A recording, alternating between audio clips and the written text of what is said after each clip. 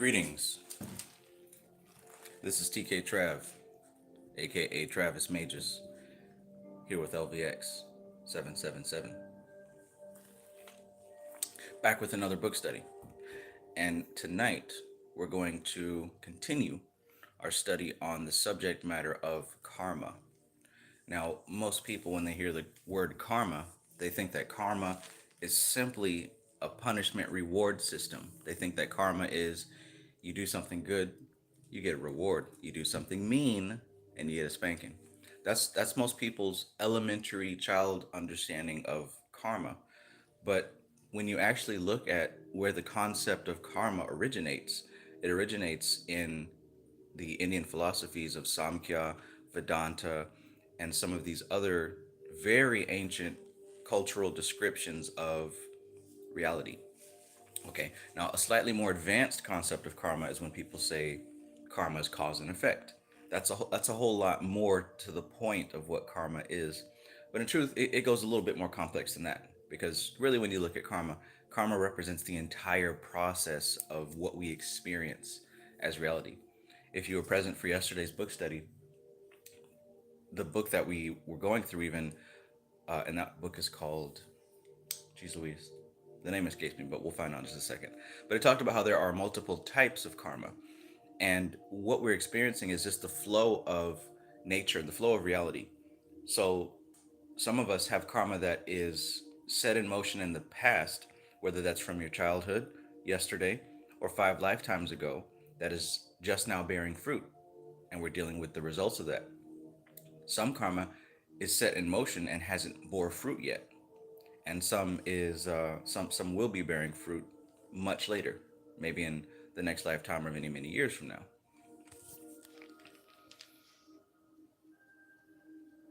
So we're going to go a little bit deeper and see how the gunas are involved with this process. All right, and if you guys remember from the past Vedic studies of this month, you'll understand that the gunas represent three different flavors that all of matter will exist in, whether that is the very active and passionate and burning, busy aspect, which is called rajas, or the slowly decaying and dying and becoming calcified and solid and heavy, that aspect of tamas, or the highest aspect, which is called the sattvic aspect, which is very harmonious, very balanced, very clear. So we're going to see how that deals with karma. So good evening and welcome. Peace, naturally natured. Peace, Al Dicky. And as usual, guys, I appreciate you being here. And if you're coming in to join this chat, go ahead and hit that like button, because that's what YouTube uses to know that my content is enjoyed by the people who watch it. So yesterday during our live stream, my cousin came and brought me a gift, which was really nice. I'm gonna flip my camera around so you can see it. Basically, he brought me a tapestry of Durga. And that's really cool because, as you guys know, we've been doing a set of mantras. One of them that we got from the book, The Passive Poverty and Nivriti, mentioned the 32 names of Durga. And so I've been doing that pretty heavy every day. And lo and behold, he just happens to see this and gets it for me as a gift. I didn't necessarily tell him about me doing those mantras. So that's just an example of how the energy works whenever you are working with a particular spiritual algorithm. What it has for you will make its way to you through whatever the nearest and easiestly accessible channel is. So I definitely appreciated that. I was definitely grateful for this. For my cousin, who thought of me to purchase it for me, and also for Durga, who is showing herself and her algorithm in my life. So let's move forward. Peace reflection.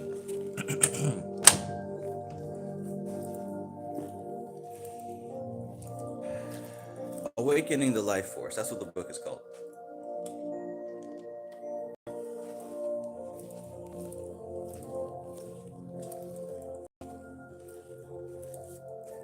All right.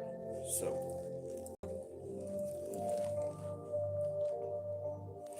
it's a good day. It's a good day. I hope you guys are having a great day as well.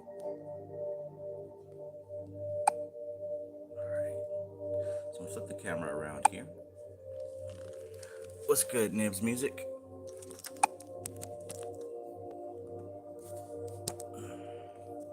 So just as a quick recap, quick reminder, yesterday when we talked about the factors of samsara, we know that samsara is that cycle of reincarnation, that cycle of life. The book that we were reading yesterday mentioned that there were 12 factors that affected our experience of karma. Nuru, peace. Good evening. So these 12 factors it talked about were nescience and subconscious impressions or desires. And we know that the subconscious impressions are known as samskaras. Now we've heard about vrittis. Vrittis are the disturbance of the mind stuff. Samskaras take it a bit further and a bit deeper. Samskaras represent vrittis or even mental disturbances that happen on such a deep level that they affect you for a much longer time. And sometimes they're so deep that we can't even uproot them, at least not in their recognizable state. So sometimes the reasoning and the story behind the emotional disturbance melts away and all that's left is the raw emotion.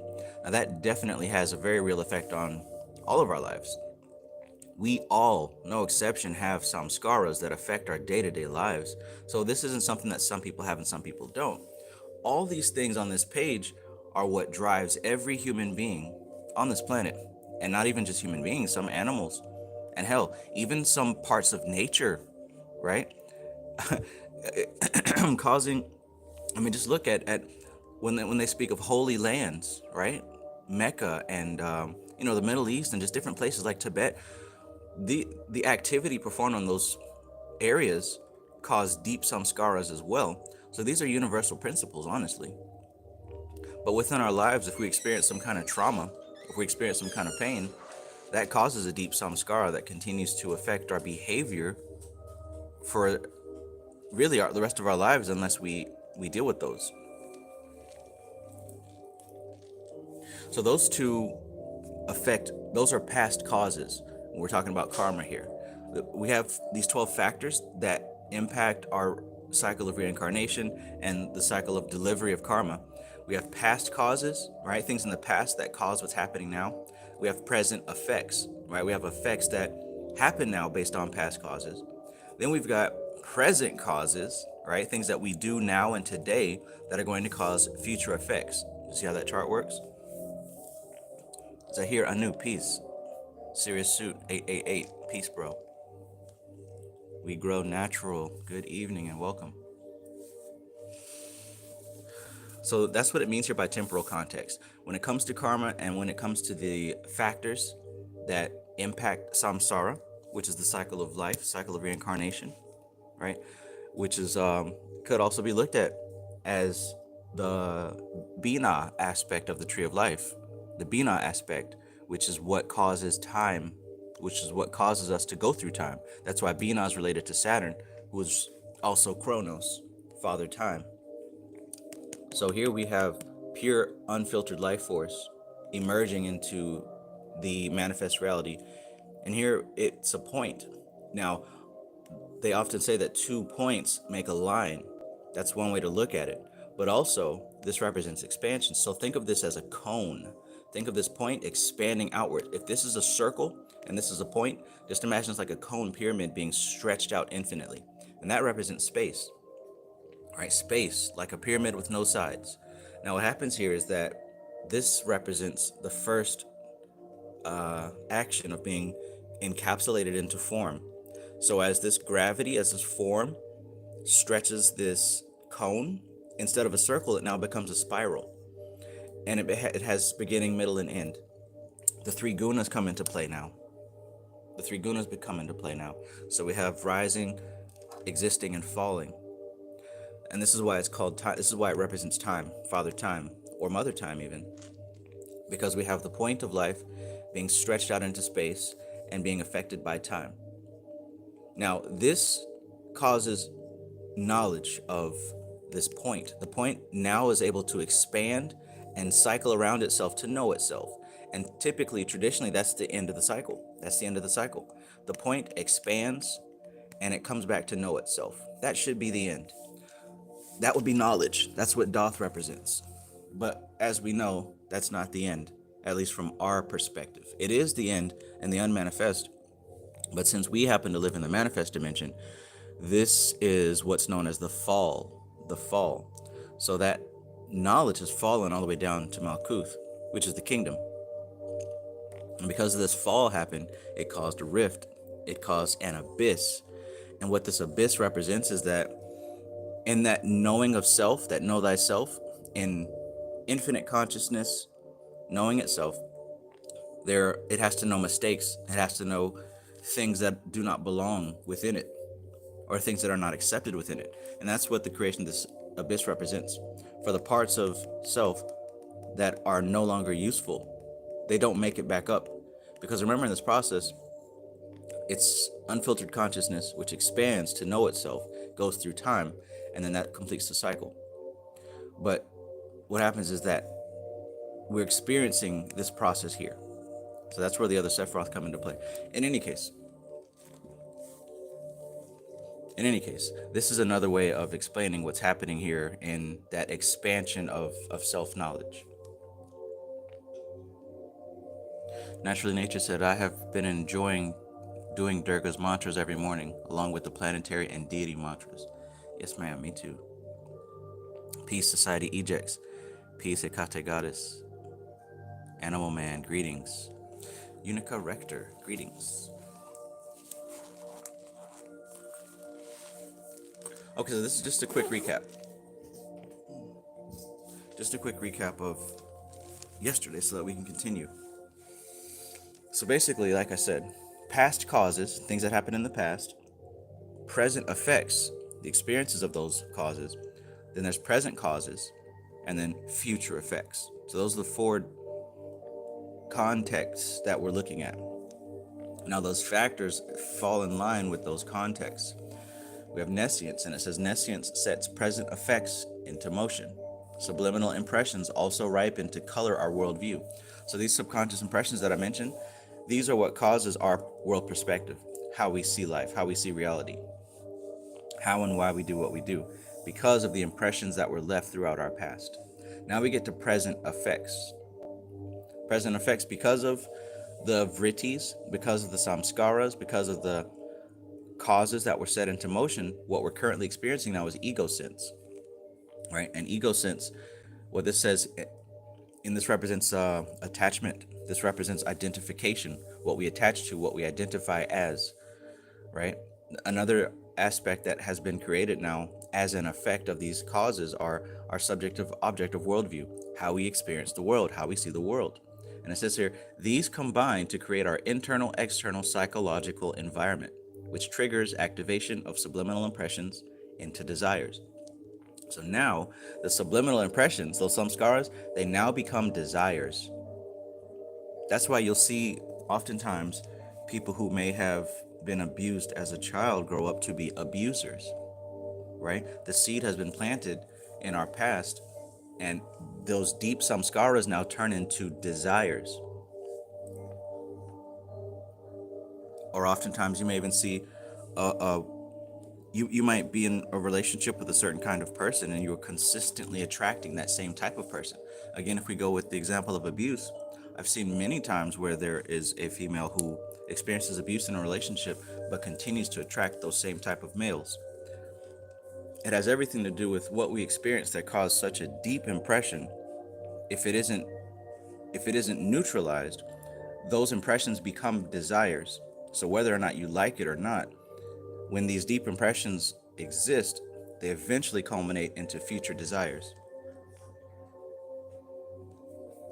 So furthermore, we go into Bhavarupa, which means impermanence of the phenomenal world.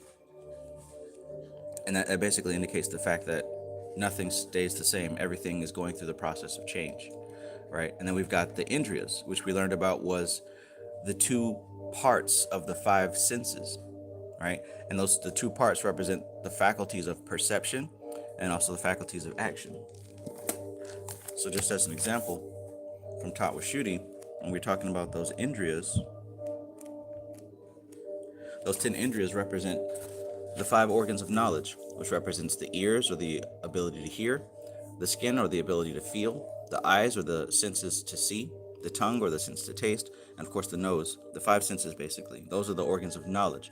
Then of course there's the five organs of action, which represents the ability to speak, the ability to grasp things with your hand, your feet to move you around, your reproductive organs, and the anal region to evacuate waste. Those 10 come together to create what's called the Indriyas, right? So just keep in mind how this all builds up. We've got these past impressions in the mind, right?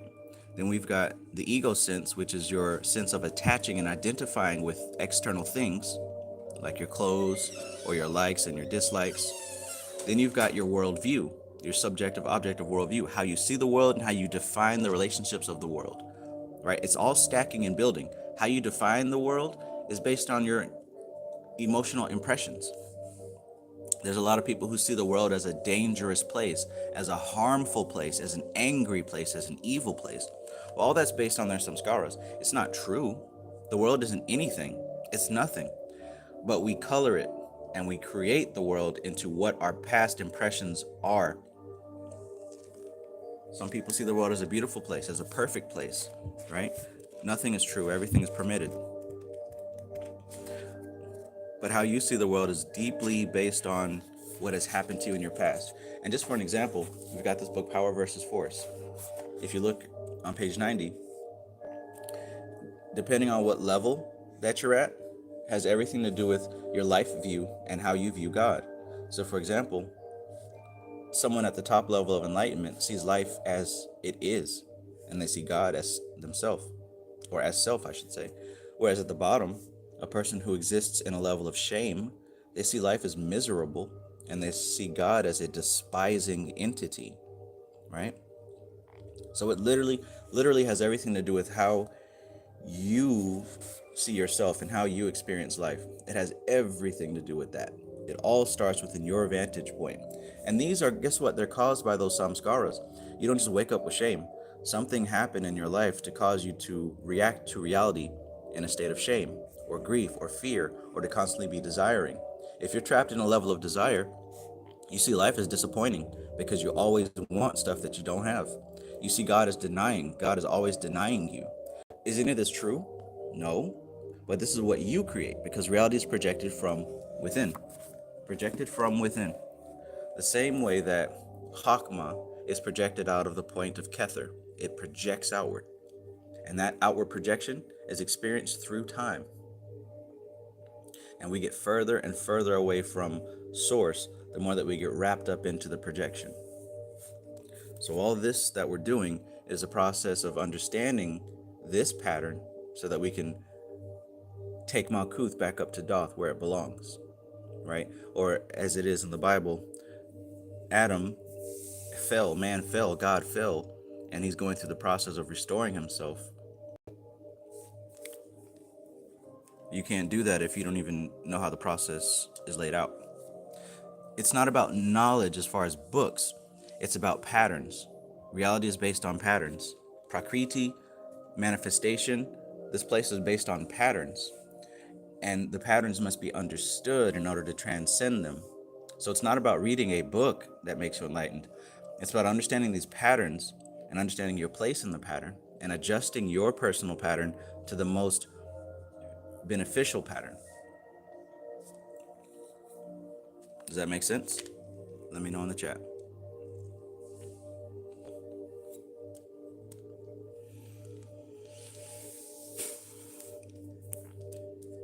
So we've got the world that is transient, it changes. We've got the 10 faculties of perception, which are the 5 senses, and the ability to move and grasp and taste and have sex and poop. Then we've got activated desires. These are present causes. These activated desires are coming from the seed of the samskaras. Those deep impressions and how you see the world cause present desires. That's a present cause. Now it says these 3 create new subconscious impressions, right? When he says these 3, he's talking about your activated desires. He's talking about your mental conception of means of attainment. In other words, those desires that you want, you're thinking about how to get them. Always. How am I going to get it? That's number 2. And number 3 is physical attainment and experience of desire. So you got activated desires. Your mind is thinking of how to get it done, and then eventually you attain that which you desired. So those 3 things right there, those are present causes, and they create new subconscious impressions, new samskaras, and they create those samskaras through your thoughts, through your words, and through your actions. Nib's music, this book is called Awakening the Life Force. Awakening the Life Force. And the author is Rajarshi Muni. All right, so you see that you've got these past causes, which are your deep subconscious impressions. Then you got the present effects of those subconscious impressions. The present effects of those past subconscious impressions are your ego attachment, how you see the world, the fact that the world is impermanent, and how you experience the impermanent world through your 5 senses. All right. Then you've got present causes, but look at how they're connected to the past causes. Your present causes of your activated desires, right? The activated desires came from the past impressions. Your activated desires, you thinking about getting that stuff and you're actually getting it, those create new subconscious impressions. So the cycle continues, karma continues. It continues.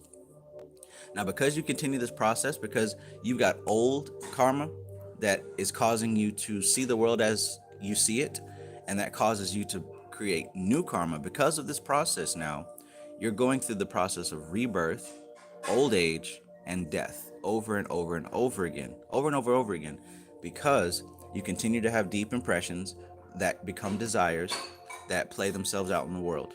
And we usually die before we attain those things that we desire, or we usually die with so many different desires and so many different impressions. These things don't go anywhere. It's almost like throwing a bunch of trash into the ocean, right? Somebody has to clean that up. Somebody has to clean it up. So what happened? This is why you reincarnate over and over again, because you have to put harmony to the disturbance that you cause. And when I say disturbance, I don't mean hurting other people, although that does include, it is included in the disturbances. What I'm talking about is the samskaras. This is personal. The deep impressions that you hold on to is the reason why you keep coming back. Even if it isn't your fault, even if someone else did it to you, all of everything wrapped around that impression, it becomes how you see the world. It becomes how you behave, and it becomes your desires now, right? Somebody hurt you, now you want to hurt them and everyone who looks like them. You see how that works? So your responsibility is to harmonize that, is to release that, is to let that go. The mind is like a pond, and I say this all the time. The mind is like a pond. The mind stuff, it's like a pond, a still lake on a clear day. And when that still lake is in its natural state, you can see the reflection of the sun and the clouds and all of beautiful nature. But what happens is, because of these impressions, it creates waves and ripples and rain on that pond. So that pond becomes very, very disturbed. Now, when it's disturbed and all the ripples are happening, you cannot see the sun's reflection. Barely. You can barely. It's not going to be clear. You can't see the clouds. You can't see nature. All you see is a bunch of ripples and chaos. Now, because of that ripply chaos, you have to continue coming back until you still that pond again, until you make it still. No one can do it for you. You have to do it yourself. Doesn't matter who started it. You have to be mature enough to finish it. And here's the thing. If you don't, you're going to keep experiencing it until you do. So there's literally no way around it. And if you're hearing this information, then that means an aspect of you is tired of doing this shit. You don't just come across this information willy-nilly, because most people reject it because it takes too much responsibility. So this is truly the real explanation of karma right here on one page. It's not about, oh, you did something good, now you get a reward or a treat, or you did something bad and now you get a spanking. That's not how it works. This is literally it right here. Past causes create present effects. Now, present causes are based on the past causes and past effects, and they create future effects. So the cycle continues to flow. Let me know in the chat if that was unclear. If you didn't understand any part of it, let me know, because I'm about to move on. Greetings, Sunshine Chick. Sunshine Chick says, hello, that's strange. I didn't receive a notification. I don't know what's up with that. I think that's why Yeah, yeah, I don't know. I'm not sure if I did anything different. I don't think I did, but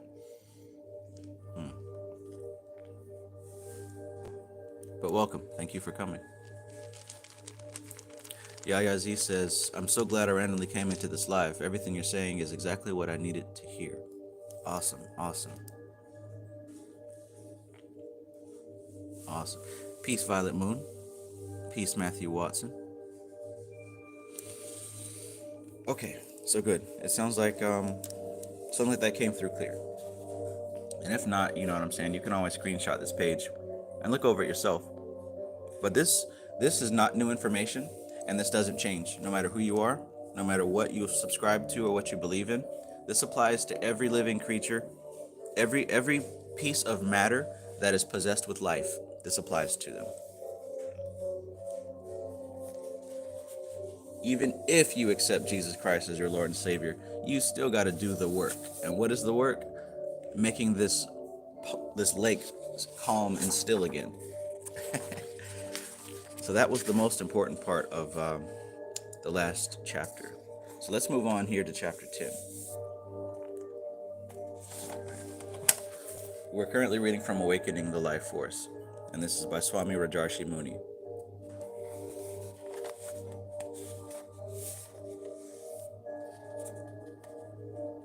There's a lot of detailed information here about many different useful concepts of yoga. So if you can get a hold of it, if you ever do find a copy, I would suggest grabbing it if you're serious about this information. If you're not serious, if you're just playing around, don't get this book, because it can be very difficult to get. So if you're not someone who's serious, then let someone else who is serious get a hold of it.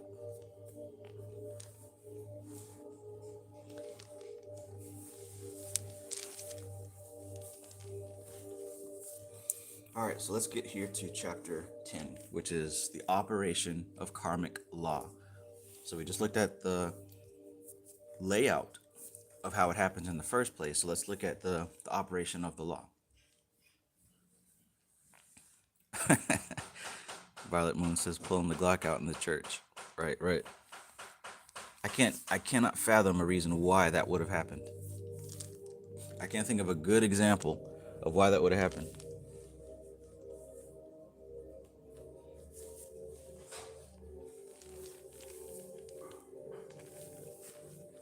Silliness, pure silliness. All right, now also remember we've talked about the gunas here. And if you don't know, you see now, the gunas, these are the three modes of nature, the three flavors that nature exists within.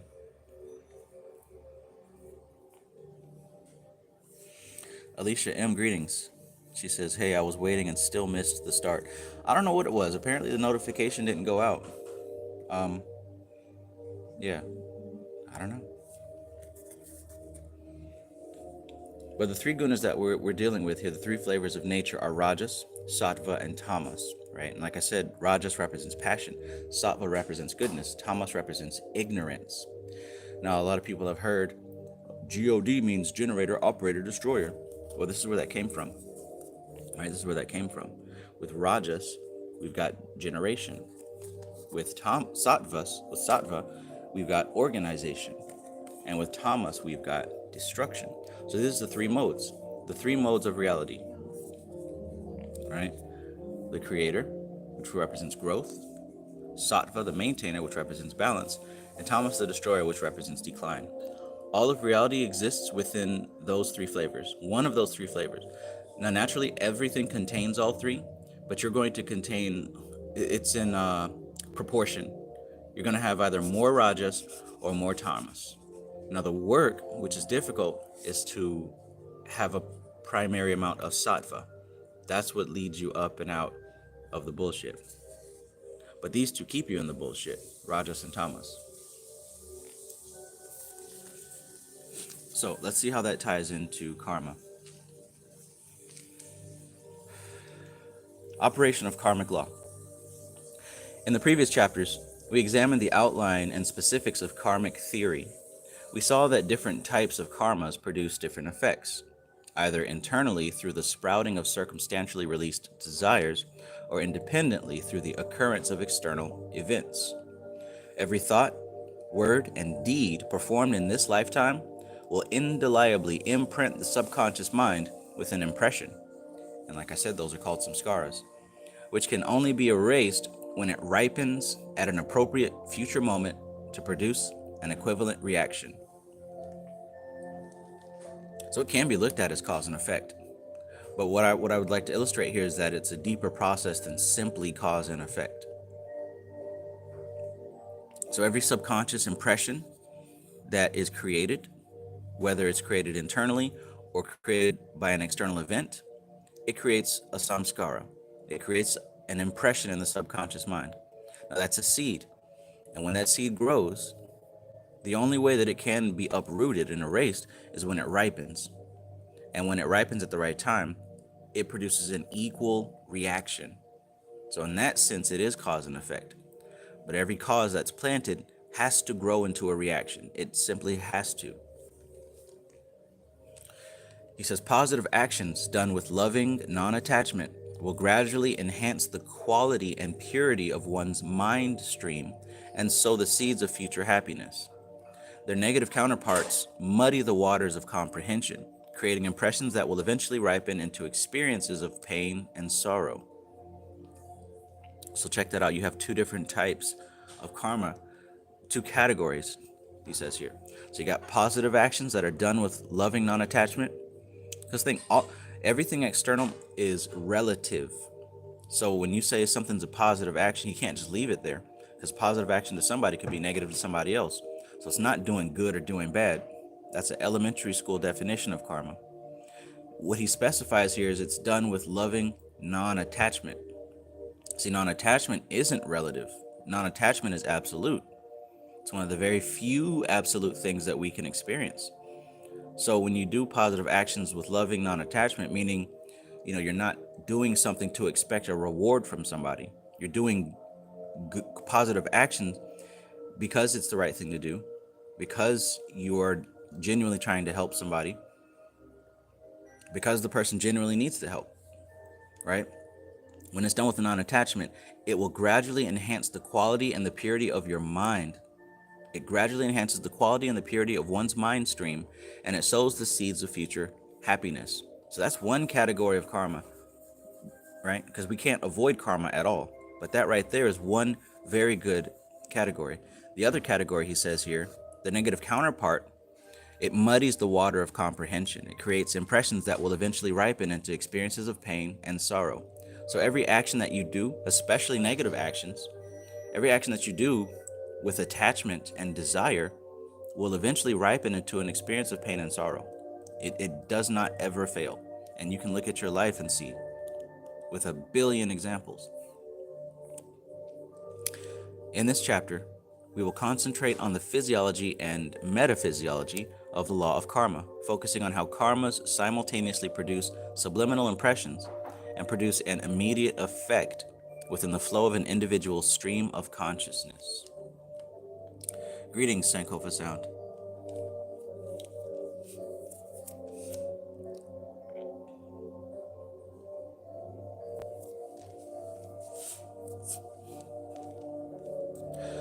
When a subconscious impression sprouts and accumulates motivational momentum as a desire, it begins producing new impressions. When the motivational intensity of a desire gives rise to the mental game plan for its fulfillment, right? When the motivational intensity of a desire gives rise to the mental game plan for its fulfillment and the actual physical process of attaining and experience the object of desire, both of these phases in the karmic cycle also produce new subliminal impressions. So that paragraph right there, he just broke it down as far as how old karma creates new karma. He broke it down in like 3 sentences. So these subconscious impressions that we experience in life, they accumulate, they sprout, and they accumulate motivational momentum. That's called desire. So the subconscious impressions that you have eventually create desires, and those desires start creating new impressions. How? Because the intensity of your desire makes you start creating a game plan, right? You automatically start creating a game plan on how you can achieve your desire. right?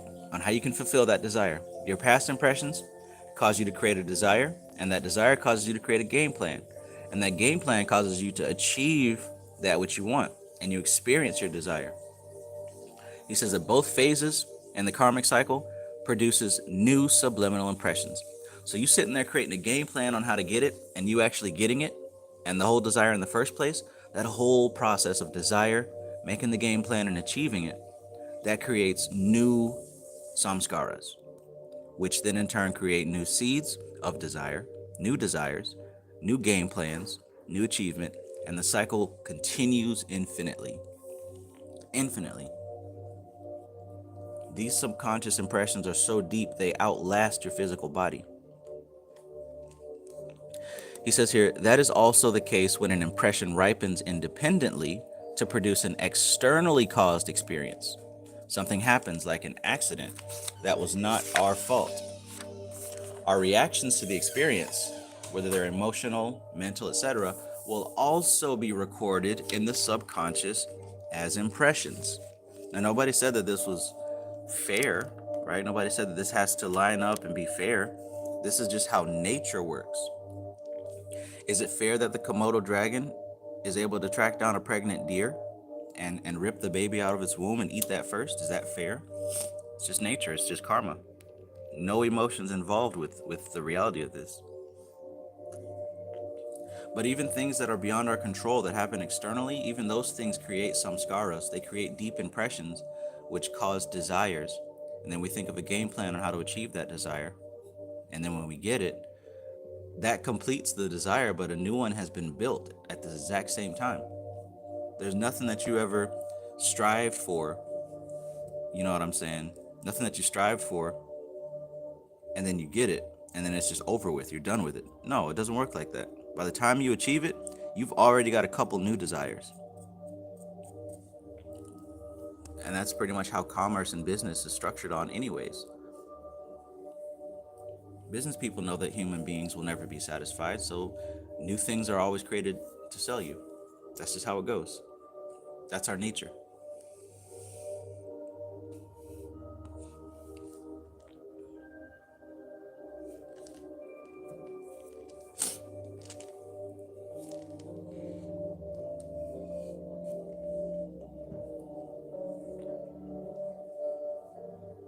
The matrix has you. All right, so even the external things that happen to us that aren't our fault, they still cause impressions because we react to them. We have a reaction, an emotional reaction, a mental reaction, whatever. Those are also recorded in the subconscious, and those begin to create desires. So the thoughts, words, and deeds that we perform affect the physical body, producing a wide variety of usually somewhat interrelated physiological changes. For example, when we eat something, all the muscles and glands of our digestive system come into play, affecting blood circulation patterns and causing changes in our catabolic and metabolic process. Gibrach said, all of these physiological changes combine to modify the chemistry of the body. Did you catch that? So it says the thoughts, the words, and the deeds we perform affect the physical body, producing a wide variety of usually somewhat interrelated physiological changes. Look, the thoughts, the words, and the actions that we do literally change the chemical composition of your body. So it's not limited simply to just what you do. It's also what you say, right? It's also what you think about. It's also what you visualize. This is important. This is important for the positive and for the negative aspect. Your whole experience creates changes in your body. And that right there is karma, right? Nothing is exempt from this law. That's what's being illustrated here. And if you don't believe that, I mean, come on. Why do you do affirmations? Why do you sit there and talk to yourself in the mirror to pump yourself up before you got to do something, right? All the words that you say to yourself and to other people, the thoughts that you're thinking on a regular basis, that literally creates your perspective on reality. Okay? And of course, the actions that you do, when you see yourself doing something and it's contradictory to what you see yourself as, even that creates cognitive dissonance in your psychology. Or say, for example, you consider yourself an honest person, but you go steal something.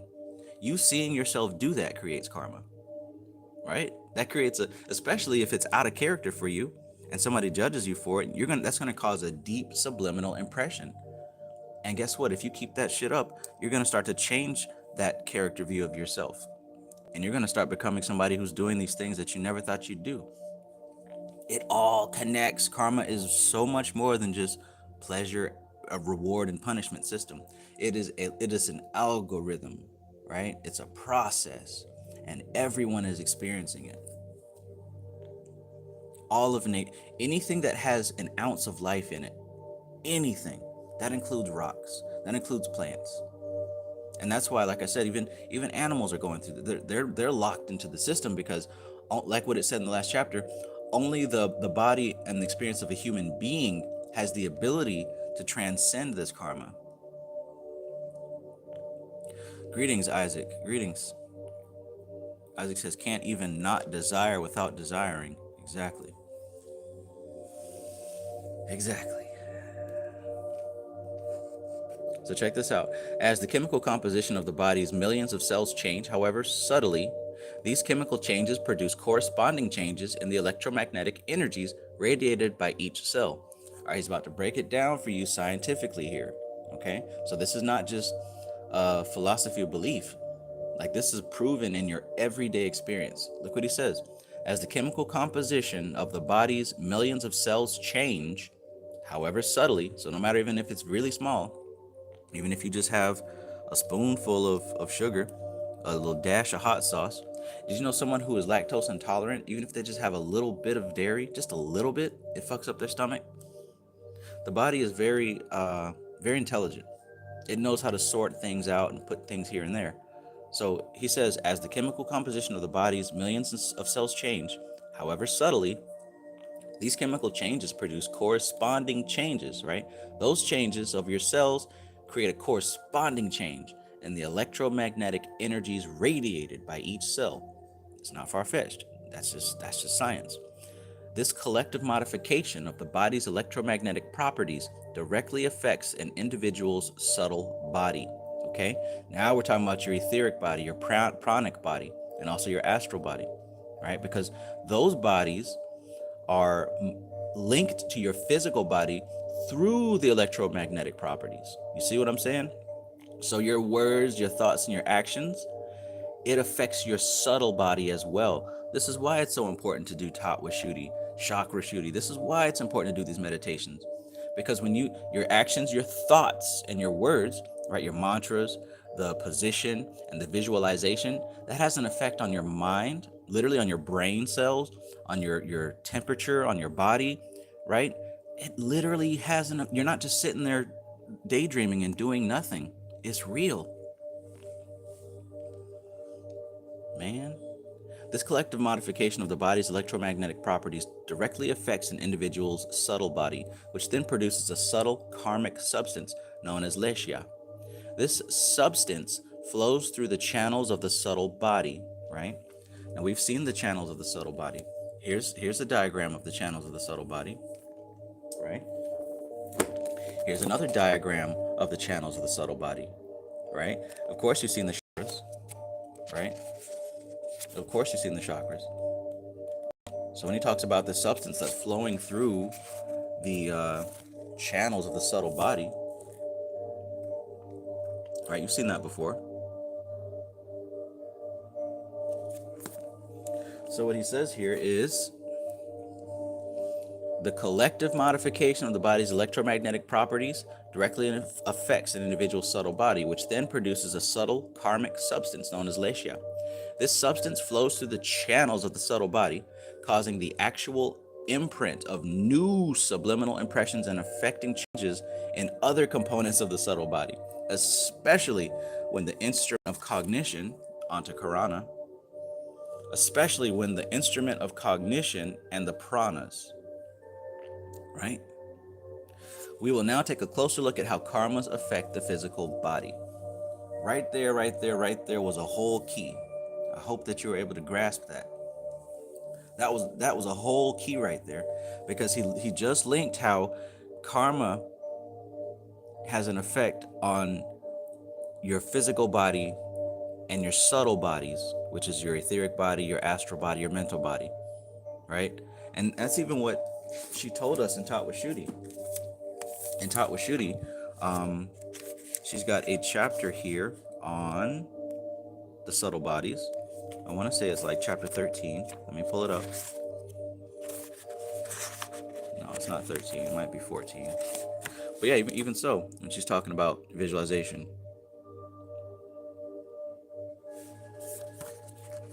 Let's see. There's a chapter where she's going over the different bodies. And she says that the practice of Taught with Shruti affects all the bodies pretty much except the highest one. That would be on page 72. Okay. So that was actually chapter 10. That was chapter 10.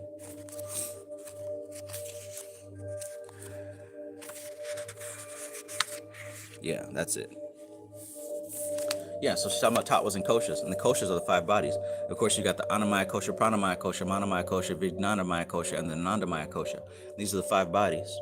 These are the 5 bodies. Your physical body made of food, your pranic body made of prana, your mental body made of your thoughts, your intuition body, and then the bliss body, which is your highest self up there with Kether, with Metatron, right?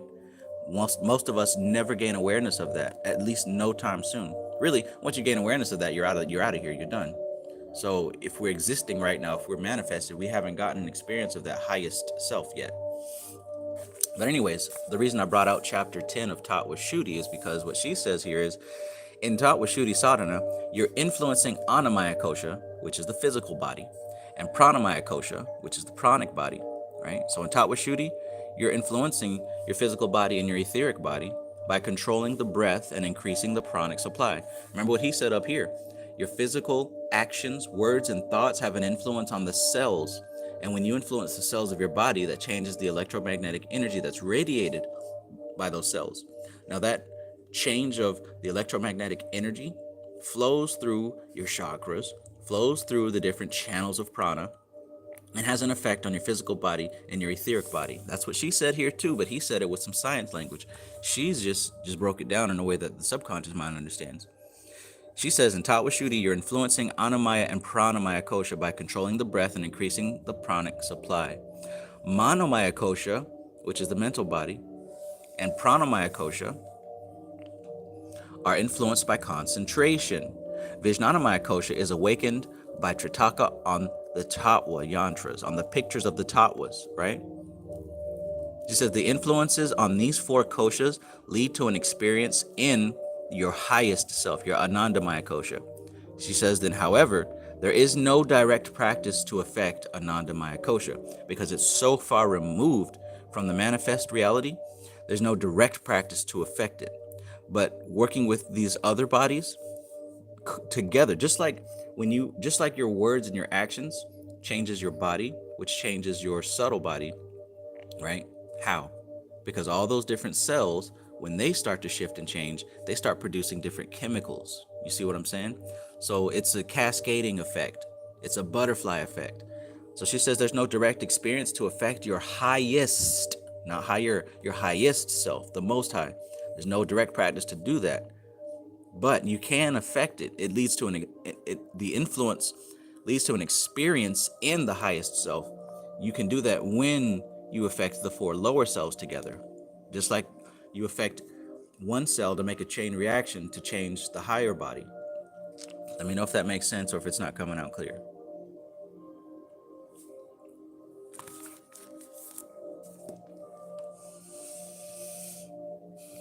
Peace, Stray Panther. Peace, Mad Bear. Sankofa Sound says on every astral plane, karma at work. That's right, at every plane.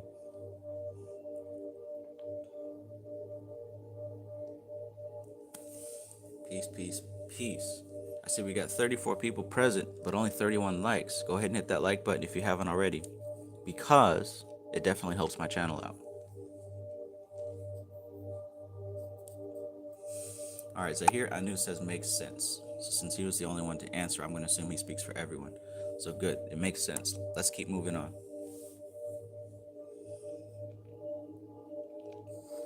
All right, so let's keep moving on, because this is intricate stuff. So I want to make sure that we're on the same page before pushing forward. We will now take a closer look at how karmas affect the physical body. Physiology of karma. According to Ayurveda, and if you guys been rocking with my channel for a while, you know what Ayurveda is. This is all Vedic information. So Ayurveda is the original Vedic system of health and taking care of the body and things like that. And we got plenty of books on that. Plenty of books on that. All right. Ayurveda, the science of self-healing. And that's by Dr. Vasant Lad. That's a good one. Also Prakriti, right? Your Ayurvedic Constitution. That's by Robert Svoboda. Both of these are great books for absolute beginners if you want to get to know about the Vedic health system, right? Not the medical Western system, but the original health system, right? And original, because there's all kinds of original. What I mean is this is pre-modern, pre-Western, and it is highly more effective than what we're dealing with currently. And it's highly more effective because it's based on this science here that makes absolute sense no matter who you are. Let's continue. According to Ayurveda, the medical science of ancient India, the human body is composed of 3 catabolic metabolic regulators. All right, 3 catabolic metabolic regulators. And it says here, they're called the doshas, right? These are the body types, as you can see here. Doshas. These are the body types. And 7 essential ingredients called dhatus, all 10 of which symbiotically interact to maintain health. The 3 regulators, the 3 doshas, right? The 3 doshas are the wind dosha, which is called vata, right? That's this one here. The wind dosha, which is called vata. It says the sun dosha, which is called pitta. That's this one here. And then, of course, he says the moon dosha, which is called kapha. And that's this one here. Now, you notice the 5 elements. You notice the top was here. Kapha is represented by earth and water. Pitta is represented by fire and water. And then, of course, vata is represented by air and ether. All right. Mo B, good evening, good evening. Sherry Berry Charbet, peace. Sunshine Chick, thank you for the links. Sunshine Chick in the chat posted the links to both of those books. So if you're interested in getting them, if health is a concern for you and you want to learn about how to live in alignment with this science, then I would definitely check out, one of those books, if not both. I like to have both because it gave me a little cross-reference between 2 different authors, and I love to cross-reference. I love to cross-reference because you get a more comprehensive understanding when you look at multiple sources. Multiple sources, you know what I'm saying? But not with it's different if you're looking all for different people so that you can find differences and debate and argue and expose and prove something wrong. I'm looking for the similarities. Because of course you're going to see minor discrepancies, sure. But I'm looking for the similarities across the board. Because dealing with spirituality, it is all about the relationships. I mean, hell, that's why these are 3 symbolized by the relationships of these elements with each other. I mean, you don't even have to understand all this. You can just look at the symbology. Think about earth and water together. What do you get? What kind of combinations when you visualize earth and water? You think about mud. You might think about, I don't know, there's all kind of different. Think about fire and water. What do you get there, right? Bubbling water, you get steam, right? What do you think about when you get air and infinite space? What do you get there? Lots of movement, lots of room to move around. So that right there just kind of breaks down the doshas. Vata, air and space and air, movement, right? Now how does a body manifest? Because look, everyone falls into these 3 categories. That's basically what they're saying here. There's 3 category types for every human being on the planet, not just humans, everything that's made of matter. So you're either going to fall in the vata category, slender, very sensitive and nervous, very communicative, a light sleeper, highly active, dry hair and skin, cold hands and feet, quick movement and speech, vata. space and air. Pitta, fire and water, that's transformation. This one's movement, this one's transformation. Now, body types and people who fall into this category, they're direct, they're impatient, they're muscular, forceful, intense. They got a medium build, always warm, strong digestion, high metabolism, right? And we think about kapha, that's earth and water. They're about cohesion, right? They're cool, they're centered, they're curvaceous, they're stable, they're slow, nurturing, sleeps deeply, gains weight easily, good endurance. So these are the three body types that all people manifest under. And just notice how that goes right along with the element that represents them: earth and water, fire and water, air and space. You can truly break this whole thing down. Mad Bear says clay. Yeah, clay is another good one. Clay is another good one. Earth and water, clay. So check that out. Cool, like clay. Centered, curvaceous, stable, slow, right? And this could even be for like concrete and stuff like that. Nurturing. The earth is nurturing. Sleeps deeply. You know they're going to sleep good, right? Gains weight easily, good endurance. So if you just break down the symbols, that's one way to look deeper into what this stuff represents.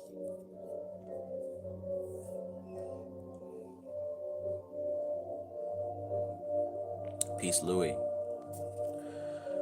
Okay, let's keep it moving.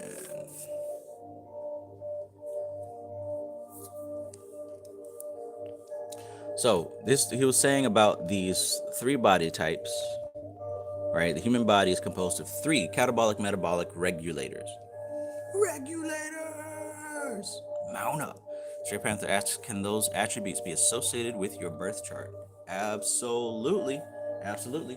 And tell you what, if you really are interested in that, grab this one, Ayurvedic Astrology. Now, this one is really good because he breaks down astrology in alignment with the health aspect. So not only can you see what's good for you to eat and do with the body type you have, but you can also see how it lines up with your astrological chart. So yeah, all of this stuff is connected. Kabbalah, astrology, this big information, tarot, health, it's all connected. I don't know if you can see that. It looks like it's blurry on my end. But yeah, it basically ties in astrology to the gunas. That's the Ayurvedic Astrology by David Frawley.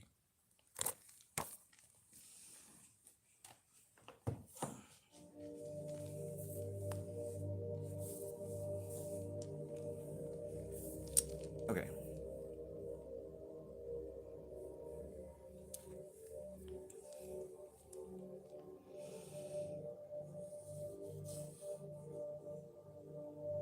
All right, so these all interact, and they are they really express your health. Violet Moon says, earth and water. We hold space for stones being formed also. Gems, crystals. Yes, yes.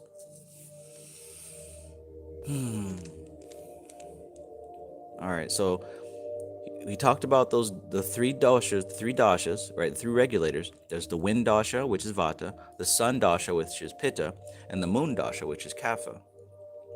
The seven substances, the dhatus, check this out. The seven substances are blood, flesh, fat, bone, marrow, semen, and chyle.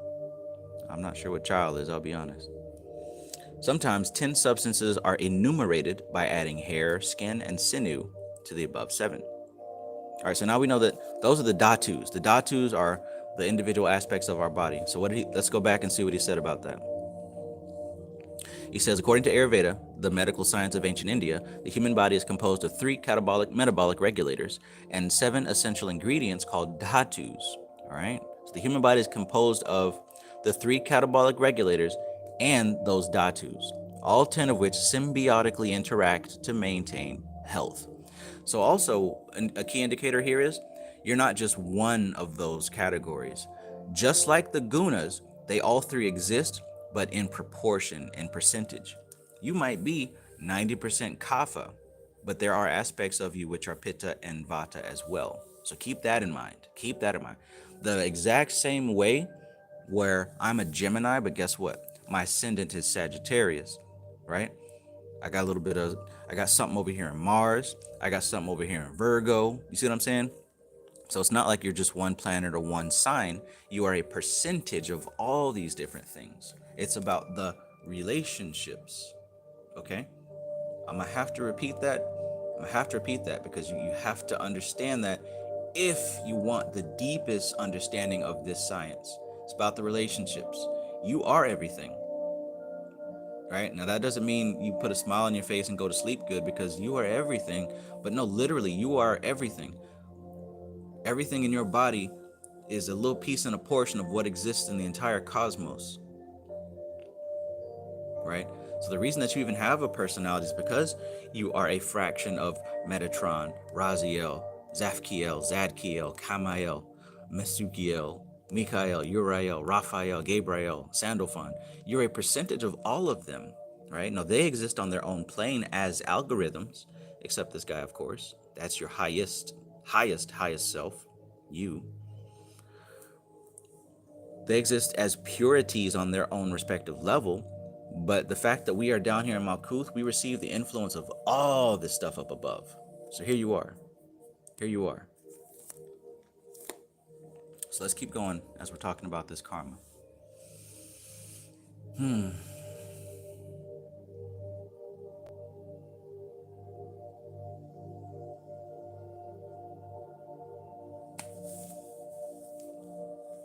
Violet Moon says, I'm interested where your Virgo is. Perv. I can't believe you would ask me that on public television.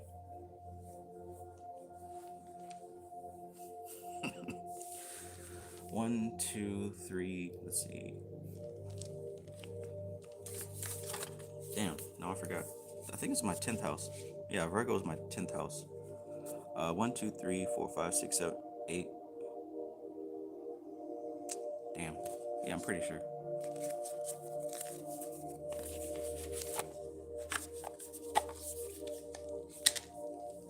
It's in a very important place, I'll tell you that. Kristen had to give me a whole breakdown about my Virgo. Life-changing. Yeah, 10th house. Because the 10th house is how the world sees you. Is how the world sees you.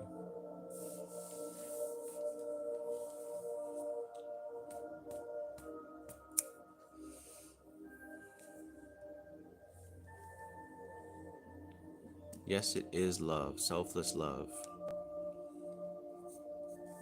Don't be afraid.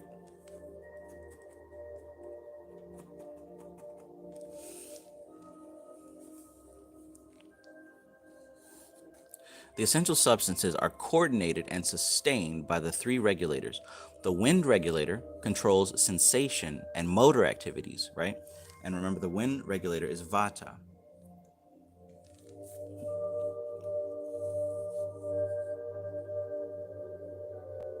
Right, so yeah, the wind regulator controls sensation and motor activities. It oversees digestion and is responsible for nutrient circulation and waste removal. So movement, all the things about you that move. Remember, I said that you're all three, right? It corresponds to the 5 pranic energies of yoga, right? You got 5 pranic energies. I'd be flipping forever if I tried to find that diagram. Some of these diagrams, it's like specific ones I have trouble finding. But there is a diagram about the 5, and I just said I wasn't gonna do it because I can't find it. But I figure if I flip slow, it might pop up. Yeah, it's not happening. Okay. Anyway, in Tatwashuddhi, there's a diagram of the 5 pranas. Not Tatwashuddhi, Dharana Darshan. Jeez Louise.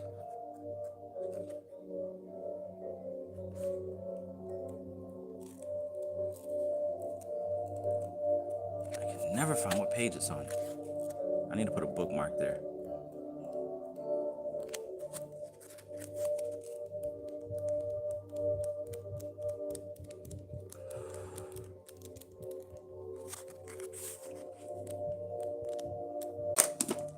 It exists in there. It'll be found when the time is right.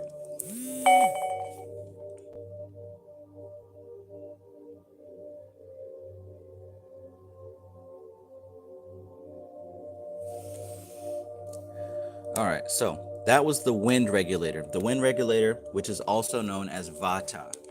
Okay? Which is this one here, vata.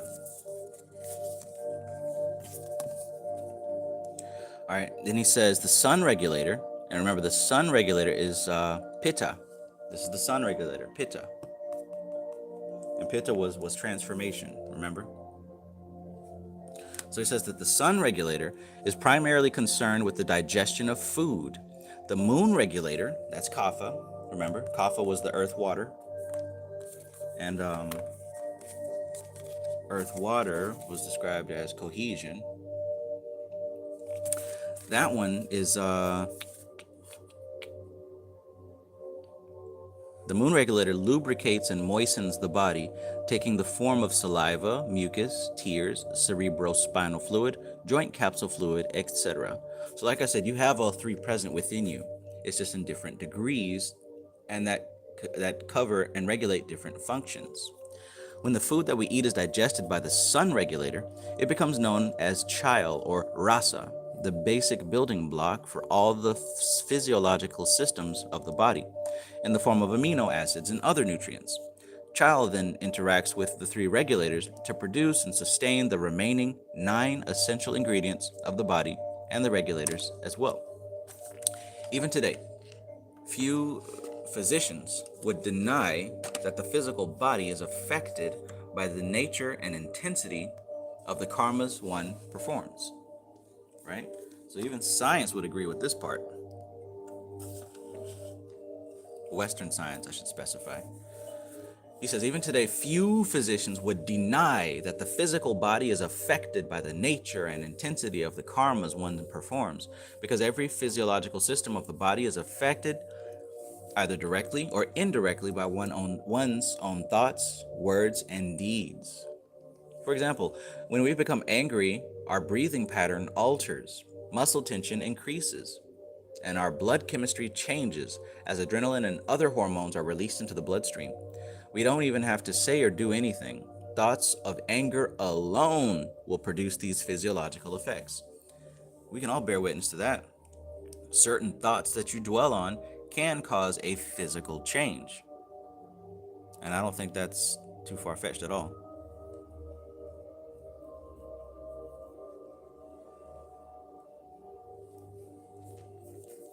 Oh yeah. The sound is choppy. I'm not sure what you mean by choppy sound. Don Solo says, I changed my life, but in 2017 you taught us how to summon demons, and I summoned a few to hit a lick. Awesome. Awesome. Awesome, awesome, awesome.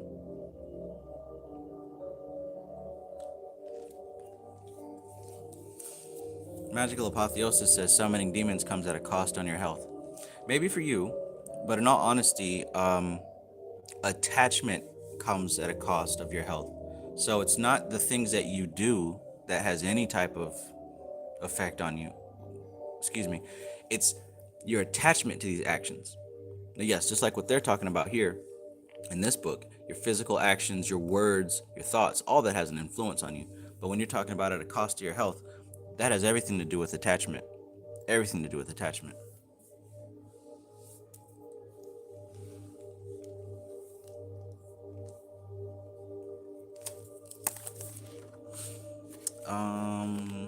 Let's see. There's even a part here in Taught with Shooty.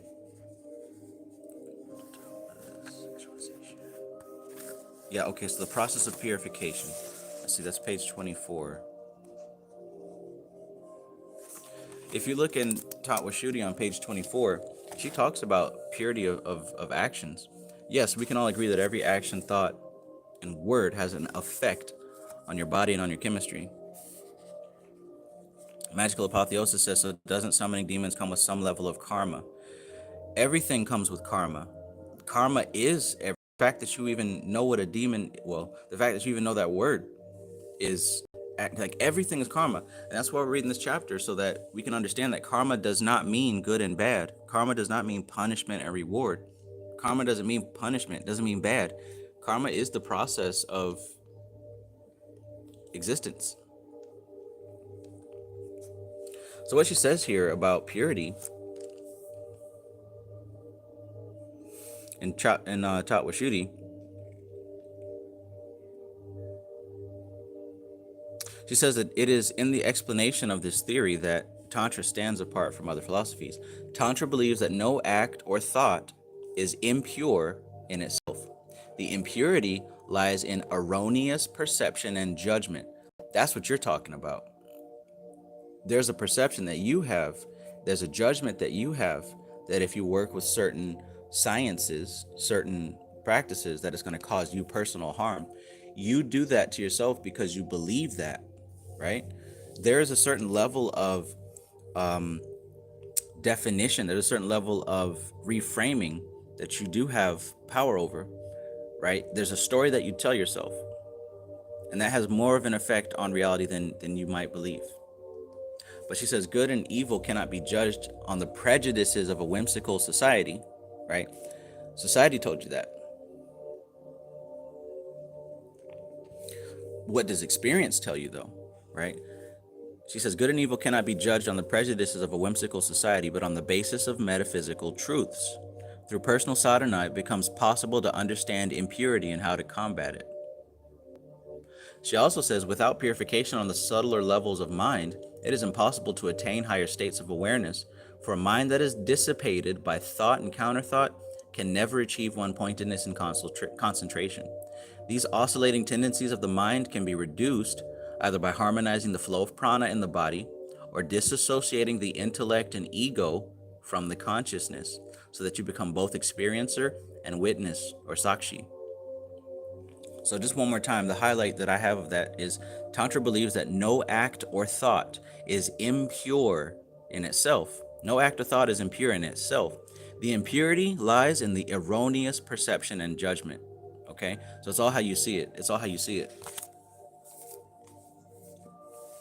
If you want to say that working with demons has a cost on your physical body and your health, well, I guess the cost on my physical body and health has been the best investment that I could have ever made. You know what I'm saying? I have never been this healthy, for as long as I've been alive. So that might be the situation with you because of what you believe. And that's fine. Everyone has the right to see reality as they see it. Just like I said in the beginning of this here, your past impressions, your past samskaras, that is what determines how you see the world. And also the guy that came on here who just made that comment. Obviously, that's not the case for him because apparently he seems to be doing well.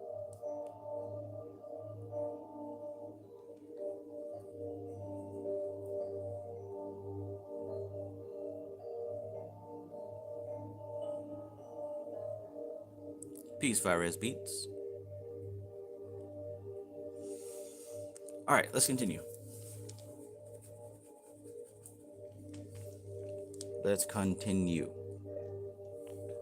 So, even today, few physicians would deny that the physical body is affected by nature and the intensity of the karmas one performs. Because every physiological system of the body is affected either directly or indirectly by one's thoughts, words, and deeds. For example, when we become angry, our breathing pattern alters, muscle tension increases, and our blood chemistry changes as adrenaline and other hormones are released into the bloodstream. We don't even have to say or do anything. Thoughts of anger alone will produce these physiological effects. To put it in purely Ayurvedic terms, the karmas we perform affect the proportions of the three regulators. Remember the three regulators. Disturbing their equilibrium and causing one or two to become predominant. When this happens, the chemical composition of the 10 essential substances changes accordingly. Such changes are often very subtle and will require sophisticated analytical equipment to measure exactly, but they occur nonetheless. Take blood, for example. When the moon dasha is predominant, the white corpuscle count increases and causes blood to become more white. When the sun dosha predominates, our hemoglobin count increases and the blood color becomes more yellow. When all three regulators are in equilibrium, the blood assumes its standard red color, against which all color imbalances can be measured. This is why diet is so important in yoga. Food, when it takes the form of chal, has a powerful and fundamental effect on the regulators, and through them, on mental consciousness itself. Yes, the diet has an impact on your physical body and your subtle bodies. Okay, even modern research has affirmed the correlations between diet and disease, especially cancer and heart disease, and diet and consciousness, right? Especially sugar-related diseases like hypoglycemia. Yogis have found that a moderate, balanced diet is a primary factor in spiritual growth. So absolutely, like he says, modern research has found the correlation between what you eat and disease, and we've also found the correlation between what you eat and your state of consciousness, your level of consciousness, right? Food is extremely important. Not just the quality of food, but managing how frequently you eat, right? Does your body tell you that you need to eat 3 meals a day plus 6 snacks? Or are we just doing that because that's what was given to us?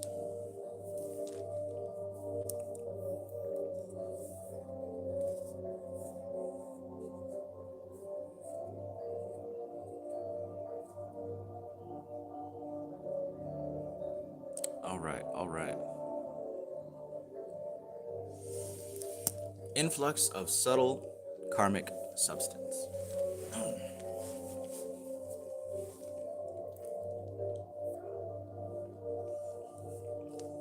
All right, so subtle karmic substance.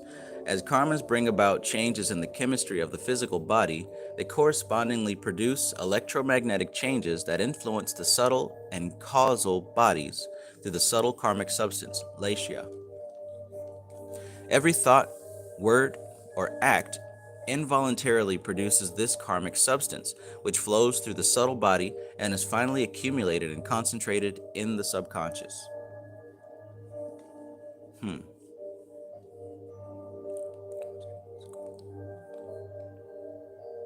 All right, so yeah, that's what you said earlier. As karmas bring about changes in the chemistry of the physical body, they correspondingly produce electromagnetic changes that influence the subtle and causal bodies through the subtle karmic substance, also known as Lesia. Every thought, word, or act involuntarily produces this karmic substance, which flows through the subtle body and is finally accumulated and concentrated in the subconscious. The subtle karmic substance is finer and more tenacious than any other known substance. Just as chyle, blood, and other secretions flow through the passages of the physical body, this subtle karmic substance, it flows through the 72,000 subtle energy channels, or the nadis, of the etheric body. And in case you don't know, like he says here, there's 72,000 nadis. Some counts go even higher than that, right? We can't really put a physical number on it, but you do know of the 7 chakras, which are 7 of those nadis, right? 7 of those channels.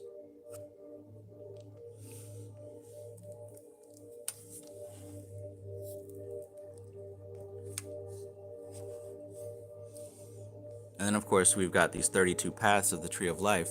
Those could also be seen as 32 nadis. So there are many, many, many, many, many. The main point is that there are a subtle network of connections that this energy flows through, specifically this energy that he's talking about, this energy that's called Lesia. He's calling it a karmic substance. And he says that it's a karmic substance that comes from the changes that are produced by the cells in the physical body. So they're the etheric counterpart to the electromagnetic chemical changes that your body goes through depending on what you do or say or how you behave.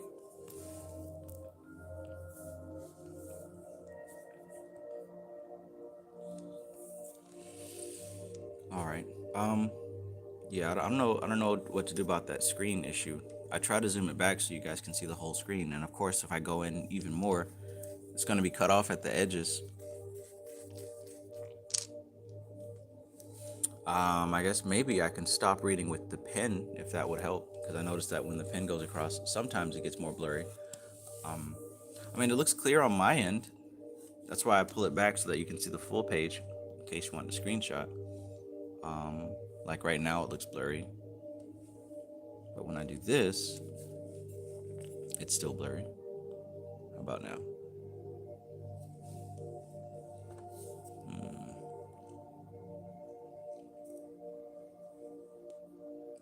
Yeah, it should be clear now. What do you guys think? Even though I've got to move it.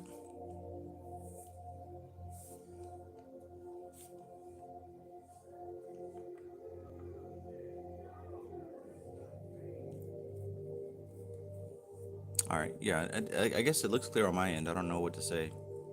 Sunshine Chick says fine to me. Okay. All right, so this subtle karmic substance is finer and more tenacious than any other known substance. All right, I read that, and we talked about the 72 subtle channels. The karmic substance is further communicated to the subconscious through extremely subtle channels called hita nadis, which are barely 1,000th the diameter of a human hair. Kind of reminds me of Doth. Gerald Sombright in the chat was talking about the possibility of Doth being Planck's distance, and that was a very interesting thought. Because they talk about that bridge across Doth is not very wide. If anything, Planck's distance is the shortest distance that can be measured.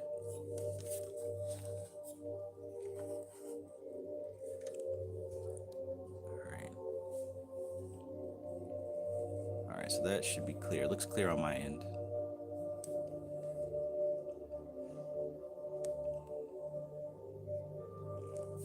All right, let's keep going.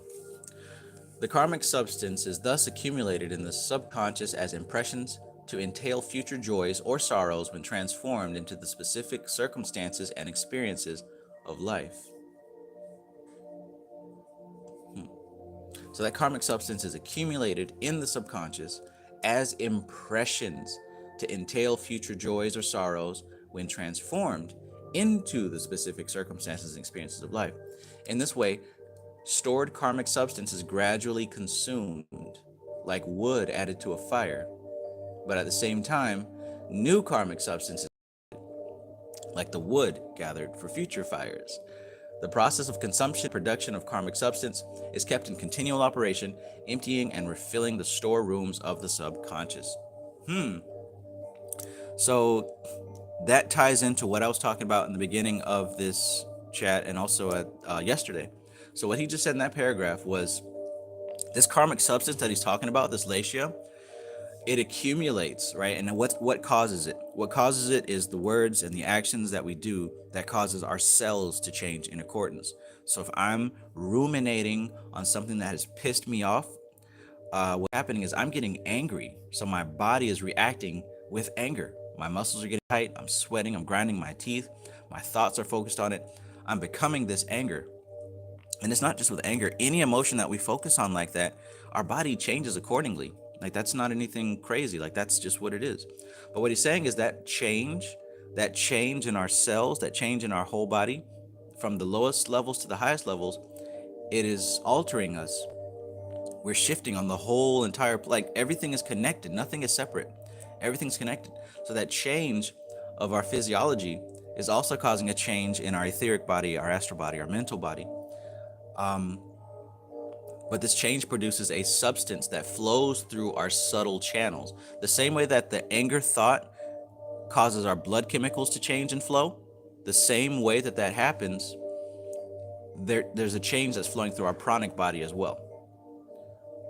Now, what he's saying here is that that substance is what causes the ripples in the mind. That substance is what causes the vrittis and the samskaras, right? That substance is what causes the samskaras to happen. Now, he says that when those samskaras are transformed into an experience, then that karma is burned. Now, you see where you get the whole concept of burning karma? So that changing of one phase to the next, one mood to the next, that shifting, right? One day you're happy, then you get pissed off, now you're depressed. All that changing and that fluctuation has created a lot of karmic substance, and it's being caused by attachment. So that substance creates the samskaras, and that karma is burned once the experience comes to pass. But the thing is, by the time that has happened, we've already created new karmas. We planted new seeds, so it happens indefinitely. And if we haven't burned the karma or the results of changes and attachments from our past and our present, if we haven't burned it, it accumulates. And most of us die before all of our karma is burned.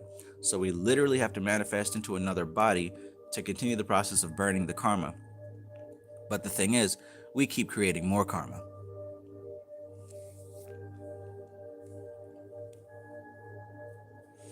Right, Dawson, greetings. She says, so as we shed layers of conditioning, guilt and shame, and attachments, do we become less karmically involved?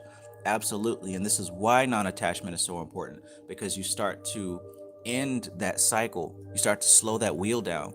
You start to become at a point where you are no longer creating new karma. You just continue to burn the karma that's already present. Absolutely.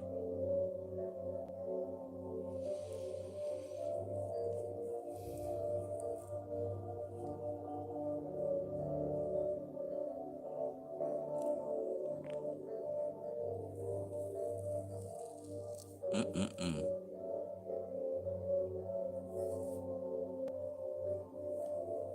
Peace, Frame Star Films. Peace, Pork Hill.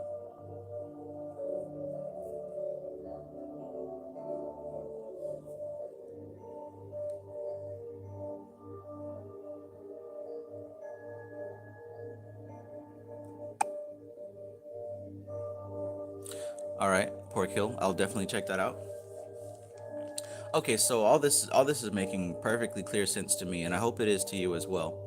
But we really did discuss how karma is created, what karma actually is, and how it perpetuates and how it affects us. Now it's even to the point where he's describing that there's what they call a karmic substance, Lesia, and it's that substance that is what causes the samskaras to form. That is the samskaras, and that the substance has to be burned. It is burned by the seed flowering. Now, if we stopped planting seeds, that'd be a good thing because we'd burn it all up. But we literally are planting seeds with every action that causes a change and a shift. Because think about it. We talk about stillness, right?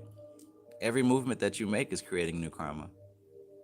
Now, some of it is way more impactful than others. I doubt that me sitting here and reading this book is going to create a lot of lesia. But there are other actions and activities that cause even more of a disturbance. And then also, like you said in the beginning, when you do it with the intention of selflessness and giving and helping other people, then it does not create this karmic substance that needs to be burned off.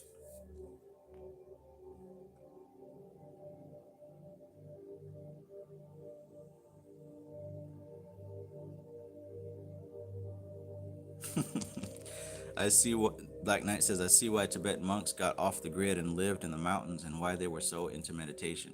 Exactly. They are ceasing the flow of karma. They are literally working it out so they can leave and not come back. So everyone talking about I ain't coming back.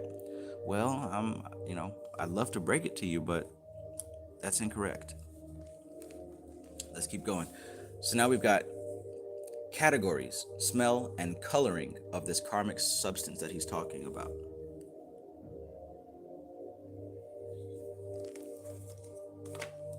And remember, we've talked before about the gunas, right? Many times. Let's keep going. The continuous influx of karmic substance lends different characteristics, smells, and colors to the auric radiations of the subtle body. Generally, the human aura is perceptible only to those who possess psychic powers. Its brightness or dullness in coloring and subtle odor depend upon the nature and the character of karmic substance flowing into the subtle body. Performance of action or changes in the emotional mental mood of a person are reflected in corresponding changes in the aura. So look, this is where the whole science of seeing auras ties into this, right? Everything came up out of the Vedic, as far as I can see. As far as I can see. We even got the aura stuff here.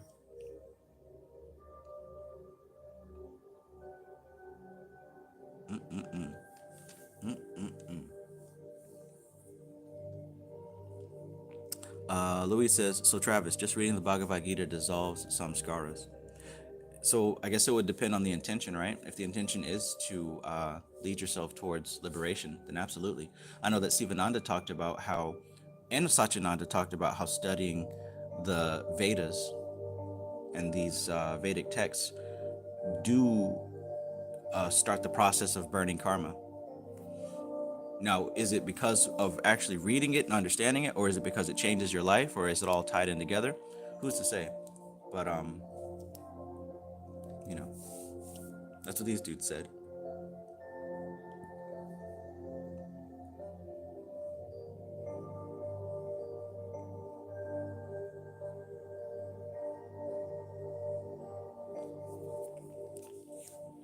All right, let's continue. So this karmic substance that he's been talking about, he's been setting it up so he can start to tell us about the aura, basically. So this is really where the whole science of seeing auras comes into play.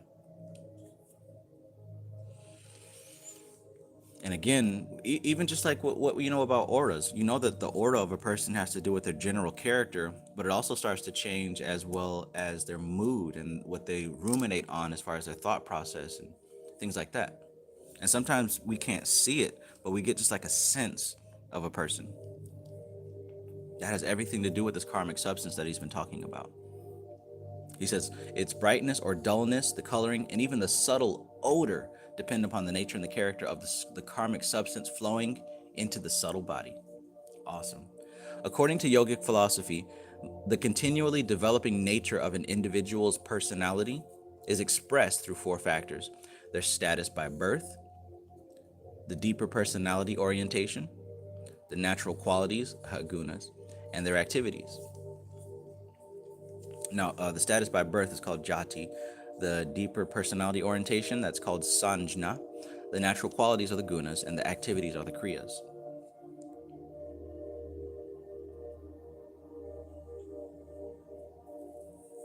Violet Moon says, maybe because the subconscious is transforming things on another set of levels while we purely listen. Absolutely. Absolutely. The first status is the outcome of an individual's karmas. The first status, right? So status by birth, jati. The first status is the outcome of an individual's karmas that have decided the general circumstances of the present worldly life, such as body type, socioeconomic background, etc. The second, the deeper personality orientation, reflects the present degree of awakening or evolutionary status. The third, the natural qualities, indicate the proportion of sattvic, rajasic, or tamasic tendencies, which produce mental harmony, restlessness, or sluggishness, respectively. The fourth are the actions in the current life.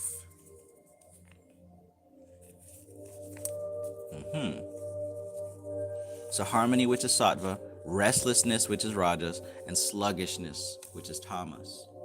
Right? Harmony, restlessness, and sluggishness. Remember, there's no set definition for these three phrases, but we can describe them with many different terms. And remember also, it's about the relationship between the three. That's how we describe them. So rajas is passionate, right here. It says passion when compared to sattva and tamas. Tamas is ignorance compared to sattva and rajas. Sattva is goodness compared to tamas and rajas. You see what I mean? It's about the relationships. Individually, they're relatively meaningless. But then again, you can't talk about something individually in this system. Or in Kabbalah, really.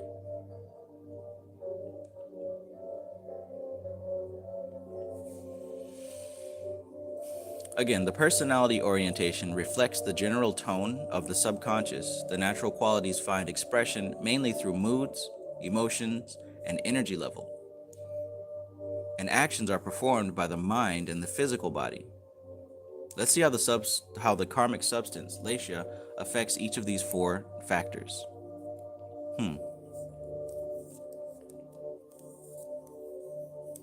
So again, the personality orientation reflects the general tone of the subconscious. The general tone of your subconscious mind. That's the personality orientation. I feel like writing this down.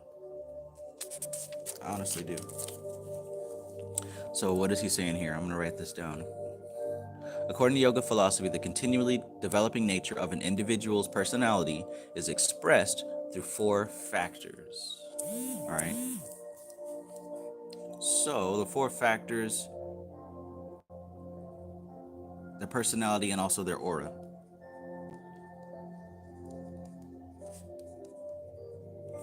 The first one is status by birth. And that status is actually the outcome of an individual's karmas that decided the general circumstance of their present life.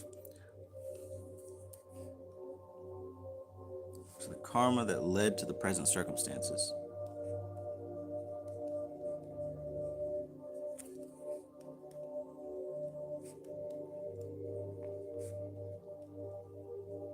All right, so that's the status. The status, the first one, that's the karma that led to how you manifest today. And that has to do with your body type, which I would also imagine includes what race that you're born into. Also the different type of things that you have available to you or don't have available to you, socioeconomic background, etc., etc. He said the second one is the deeper personality orientation. And that has to do with how awake you are in regards to knowledge of self, knowledge of the highest self. When we say knowledge of self, we're not talking about you as a person right now in the clothes that you're wearing. Knowledge of self means the true self, which is the Adam Kadmon, which is the Metatron, which is the Shiva, the Purusha.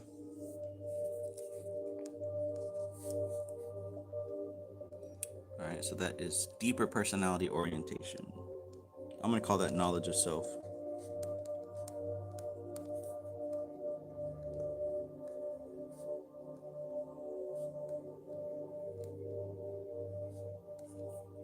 All right, so the third category that affects your aura, that affects your developing nature of your individual personality, the third is the gunas. And he says the gunas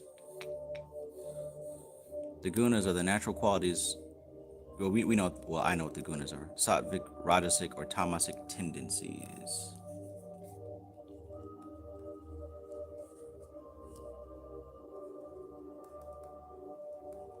And then the fourth aspect he says here is your activities. So the activities, when he says about that, the actions in the current life. Okay.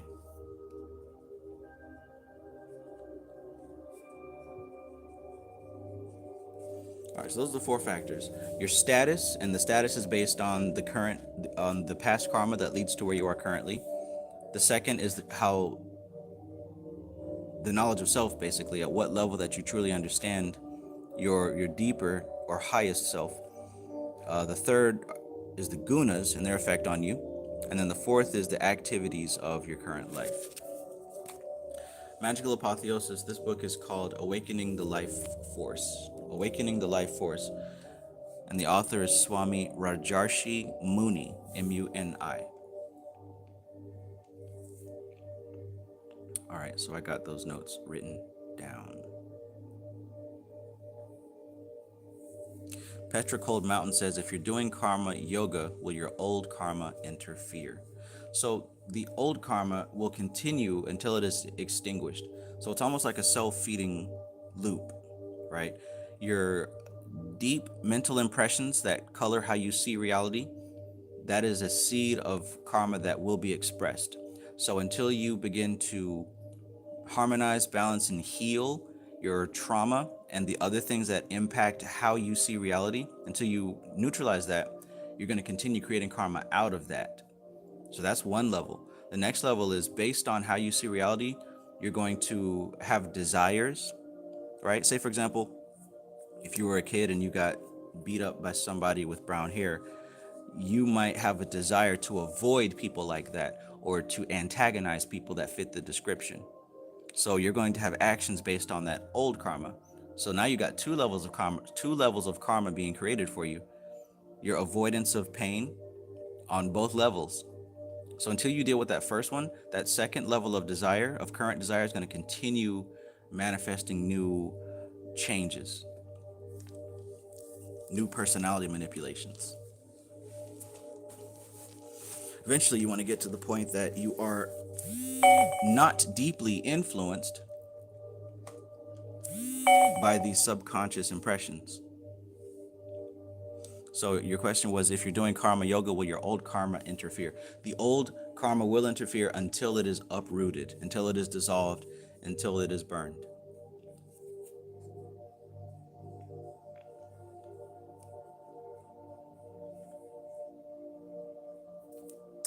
Petricold Mountain asks, should I care about the status while doing non-attached action?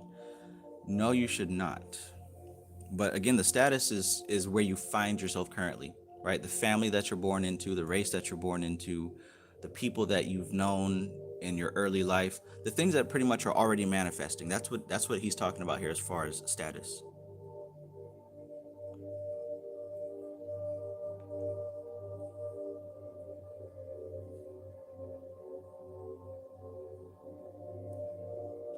Nuru says, good point, right, Dawson? Being attached to not reincarnating suggests you will be coming back. Yes. If you create beauty and generate stillness and reflection, bliss, the problem of heaven and ascension is solved. Absolutely.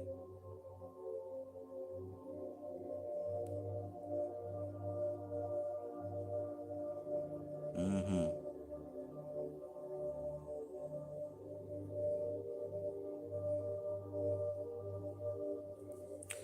Louis says, Travis, I was associating you with someone who I was at odds with. You blessed me because I had to go and work on that a lot more. I'm glad that you were able to resolve that. Yeah, absolutely. That's awesome. That's awesome. I remember. It's all good, bro. All good. So let's continue here. So we're talking about these four aspects that lead to the personality and the appearance of the aura, the appearance of this Lesia, the subtle karmic substance that can be perceived. Let's see what he says here. Again, the personality orientation reflects the general tone of the subconscious. The natural qualities find expression mainly through moods, emotions, and energy level. So what mood that you're currently in or you're consistently in, the emotions that you consistently experience, and your energy level on a consistent basis, those things right there, these natural qualities find expression through them. So the fact that you're feeling a certain way and that you're feeling certain things, that's an indication of how these four factors are impacting you on a subtle level. And he says that this results in the general tone of the subconscious mind. The nature of the karmic substance produced and distributed throughout the subtle body is characterized by the three gunas. All right, so the nature of this karmic substance, this Lesia, is produced and distributed throughout the subtle body, and it is characterized by the three gunas. Right? And thus is either sattvic, rajasic, or tamasic. An influx of sattvic karma substance resulting from the rendering of positive selfless actions brings peace, happiness, and knowledge, and results in further attraction to activities of a sattvic nature. So simply living a sattvic lifestyle attracts a sattvic lifestyle towards you, right? Makes sense. An influx of rajasic karmic substance generates restlessness, craving, and selfishness, and leads one to sensual and pleasure-seeking activities. That's most people. That's most people attracted to sensual and pleasure-seeking activities. A tamasic influx of karmic substance brings dullness, misery, and ignorance, and results in attraction to destructive and evil actions.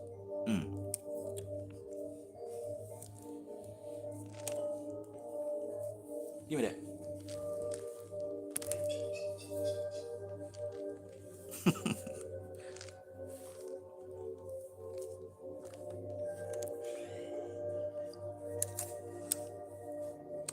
All right, so the gunas are the finest matter of Prakriti, nature. Like I said before, the gunas are the ingredients of Prakriti. This is how she expresses herself. You can call her Mother Nature, but she's more than just trees and the grass. She is the entire manifest dimension and the unmanifest dimension. So literally everything that can be experienced at any level of existence is Prakriti. She is the matrix. She is the matrix. She is the five senses and the things to be beheld by the five senses. She is the substance of the higher bodies.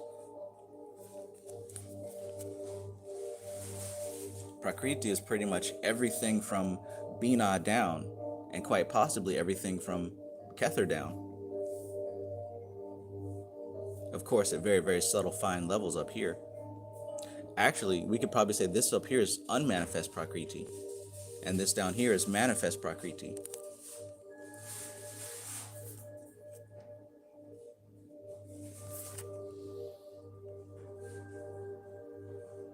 Unicorrector says, so create beautiful creations and enjoy doing it from the heart, but don't be chained to your creations for another's judgment. Absolutely.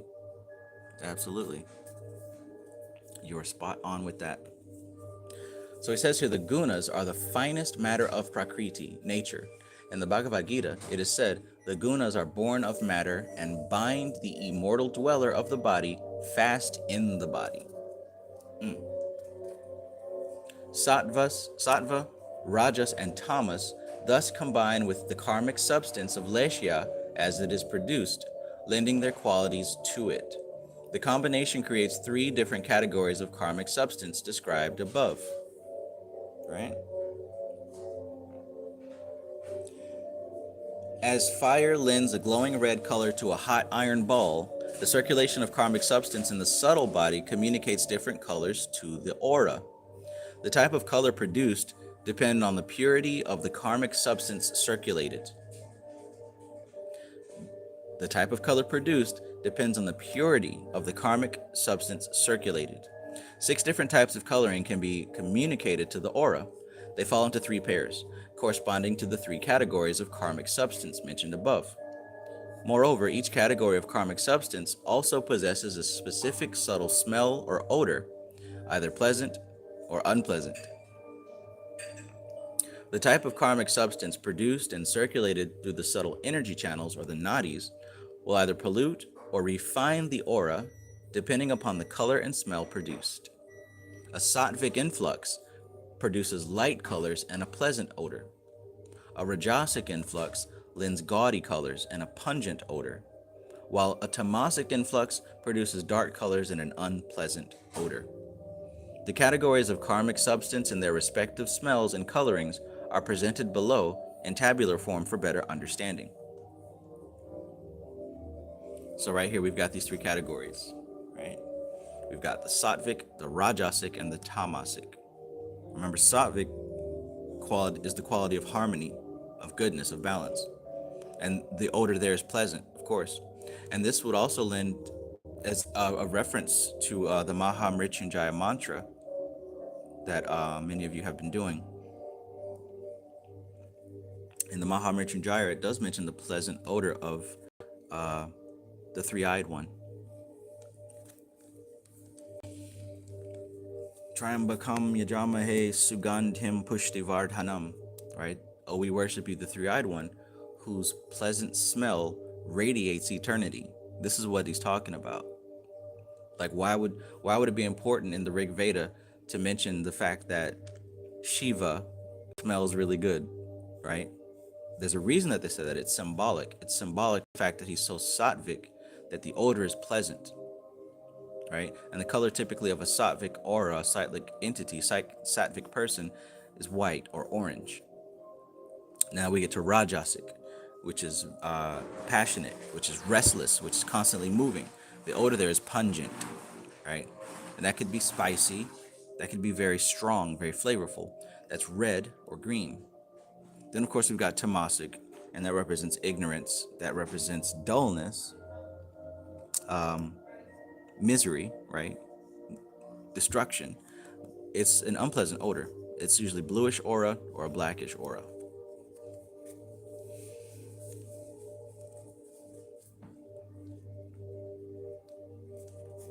Okay, so karmic substance obstructs liberation. So this karmic substance that we've been talking about, in this portion, we're going to see how it obstructs liberation.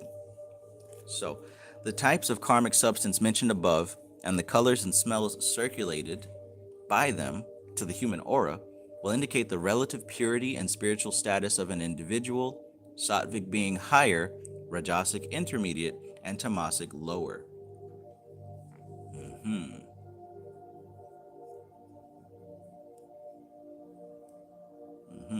Matthew Watson says, can we burn karma after death as well? So for most people, after death, that remaining karma is going to require reincarnation, because most types of karma have to be burned in the human body, in the human state, as a human body, in a human state, because you're not going to be able to do that as an animal. And if you go too high up the ladder, you can't go up too high up the ladder with certain types of karma. So you'd have to reincarnate in order to deal with that. Now, like I said, there are certain types of karma that can be dealt with in a higher body. But for 90% of the people or more, probably 95% of humans on this earth, it requires a reincarnation to be able to deal with that.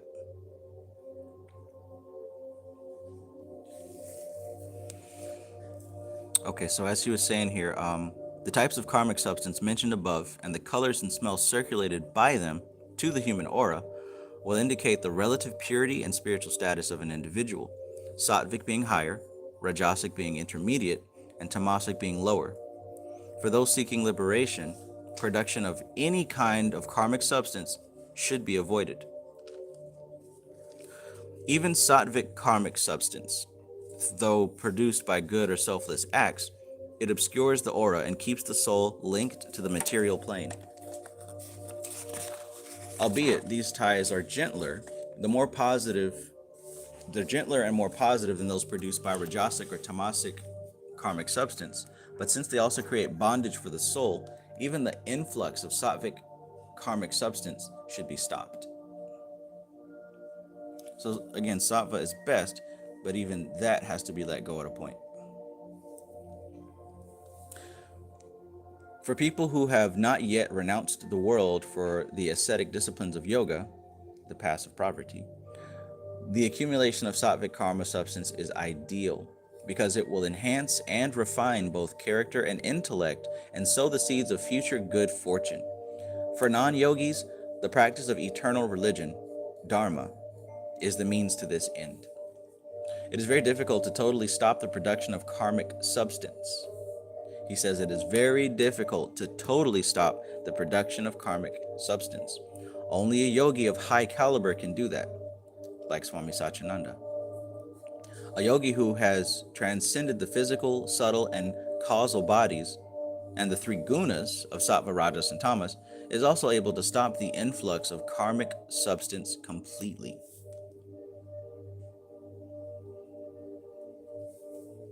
Such a yogi has burned up all past karmas and henceforth performs only non-karmic actions,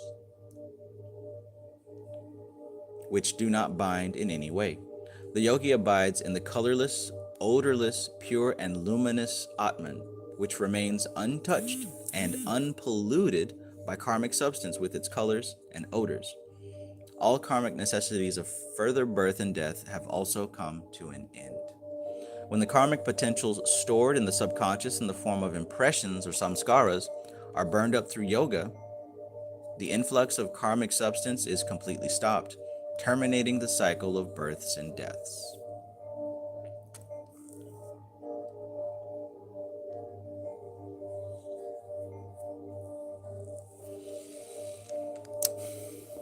Piling up the karmic debt. As we learned earlier, the karmas performed in the present life do not ripen and bear fruits in this life only. Many will yield their results somewhat later, either in the next or in some future life. The karmas that are not resolved in the current life accumulate as karmic debt. Matthew Watson. So this is getting to the question that you asked, really. So he says, the karmas performed in the present life do not ripen and bear fruits in this life only. Many will yield their results somewhat later, either in the next life or in some future life. The karmas that are not resolved in the current life accumulate as karmic debt, which in the next lifetime will determine an individual's status, right? Because we talked about those four aspects before on the previous page, right? And the status, like you said, was everything that was done in previous lives to determine where you reincarnate this time around. So it says, the karmas are not resolved in the current the karmas that are not resolved in the current life accumulate as a karmic debt, which in the next lifetime will determine an individual's status, his span of life, and experiences in terms of joys and sorrows. Thus, the nature of one's karmic debt determines one's circumstances and environment in the next and future lives. This is the reason why all human beings are not born with equal opportunities in life.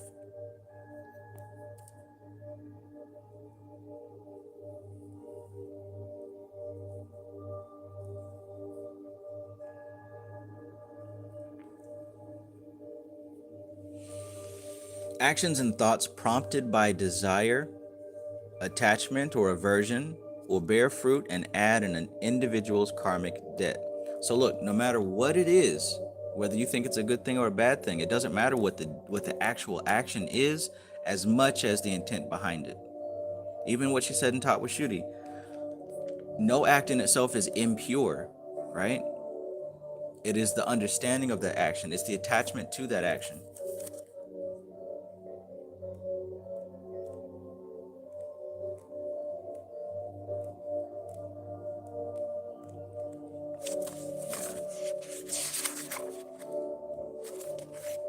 Yeah, on page 26, Tantra believes that no act or thought is impure in itself. The impurity lies in the erroneous perception and judgment. Okay? So it doesn't matter what it is that you're doing, the perception and the judgment is what is going to determine this level of karma. So what does she say here?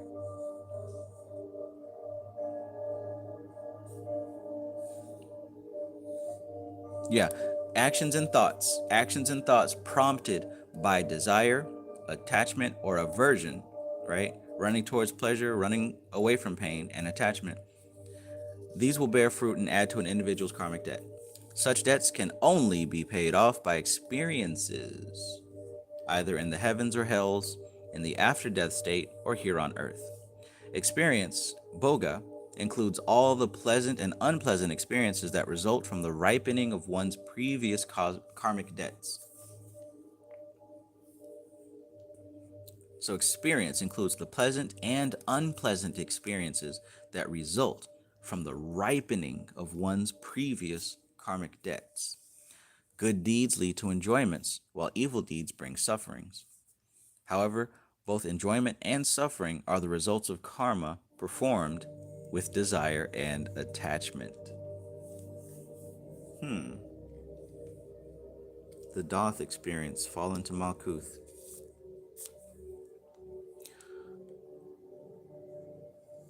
But when one engages in the practice of yoga, one becomes an instrument of divine will, and thus performs only desireless karmas which purify the soul.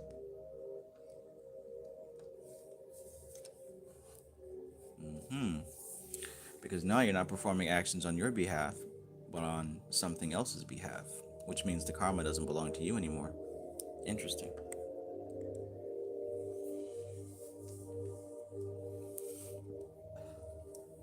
Pleasant and unpleasant experiences are perceived as being desirable and undesirable only by a duality-oriented individual.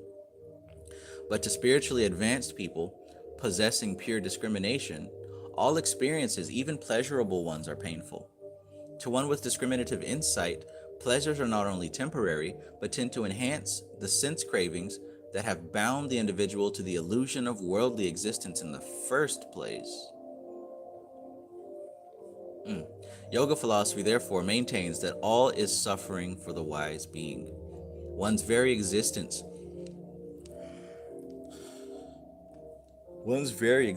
in the mundane world unavoidably engenders suffering.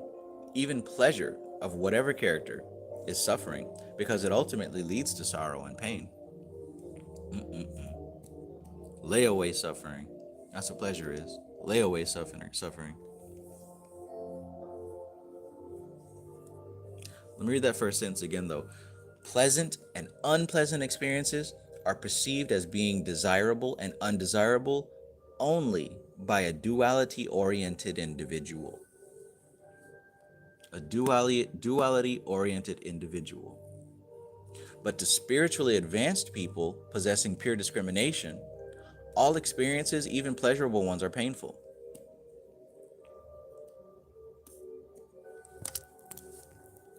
Whoa.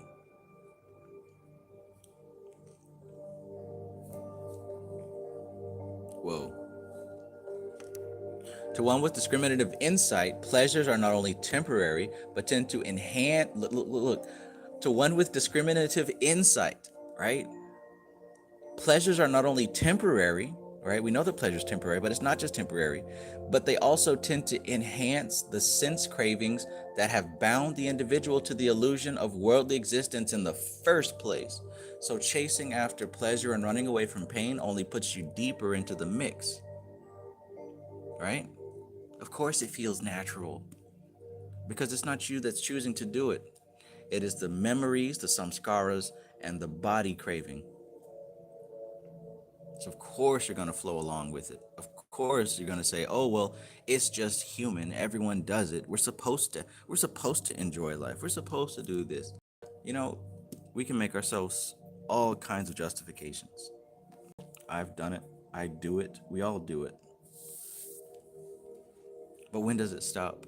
And what's beyond that? He said a duality-oriented individual.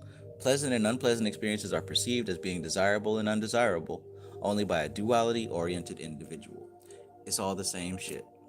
It is all suffering. Some of it is instant suffering. Some of it is layaway suffering.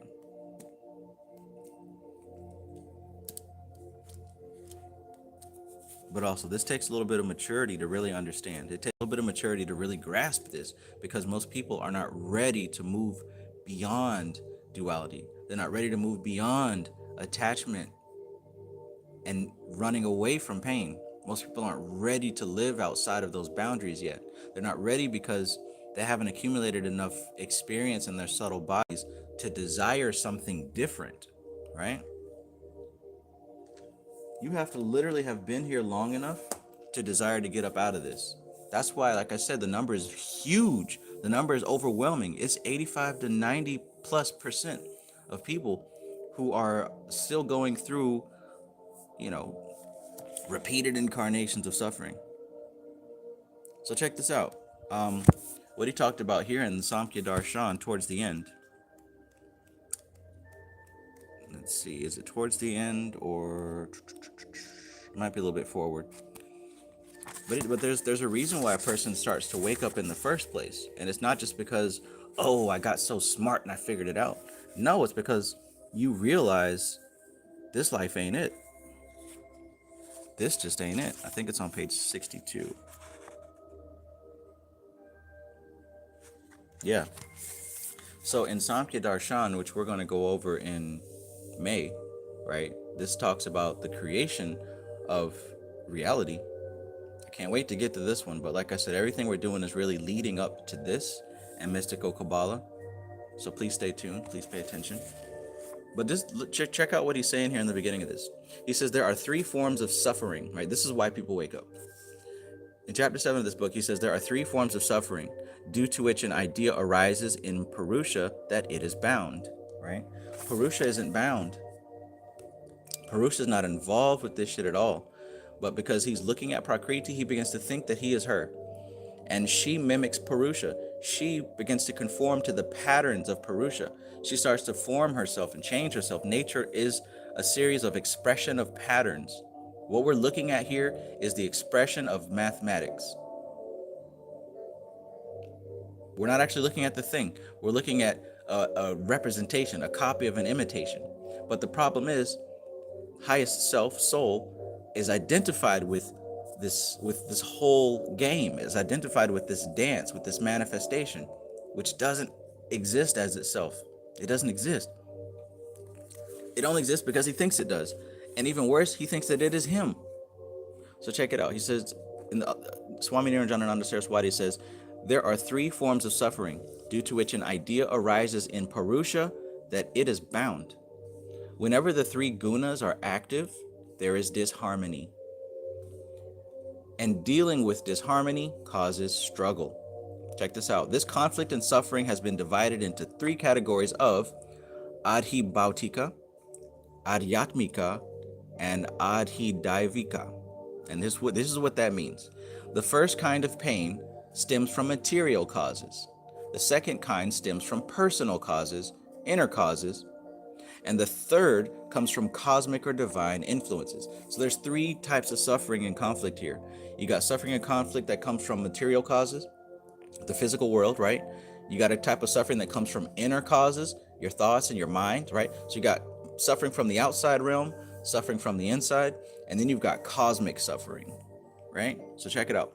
When Purusha, being the conscious nature, identifies with the three classifications of suffering, it appears bound. Prakriti is the cause of all sufferings. This is why people blame Eve in the Garden of Eden. It's symbolic and metaphoric, like all deep spiritual teachings. It's not literal, people. So it's not that woman is the cause of we got kicked out. No, Eve represented matter. Eve represented Prakriti. Adam represented Purusha. So Prakriti is the cause of all suffering because matter and manifestation and attachment to manifestation is what causes suffering. So again, Prakriti is the cause of all suffering, but does not identify with them because Prakriti does not have consciousness, right? We interact with the pains and the pleasures of the world according to inherited or innate predispositions or bhavas, and end up either further entangled in karma or detached from it. So you either get entangled up in karma or detached from karma.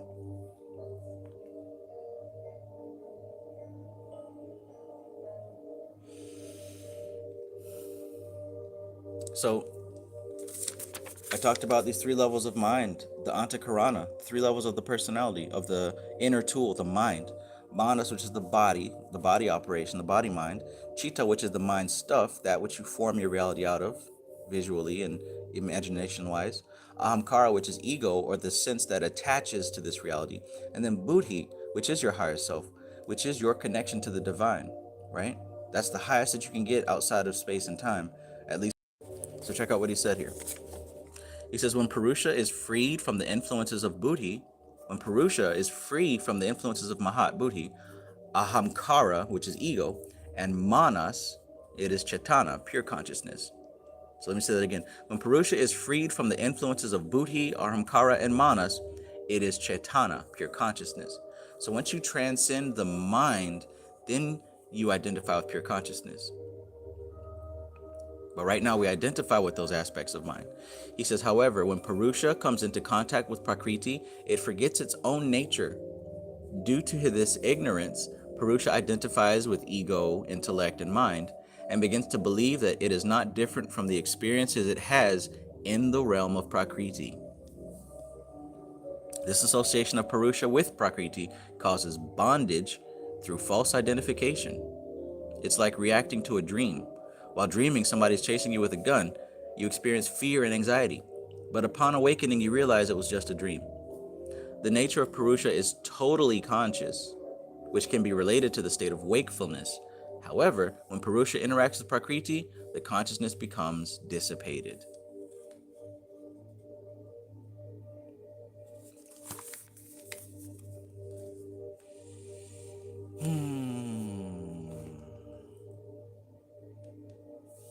Maybe.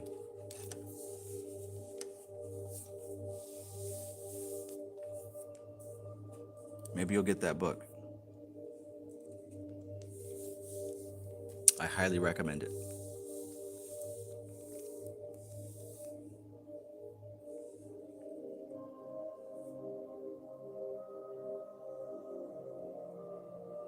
So let's go. Suffering is universal. Suffering is universal. In classical Indian philosophy, there are three types of suffering. Oh yeah, so that's literally what I just read. Awesome. That's funny. I didn't even know that. Let me go back.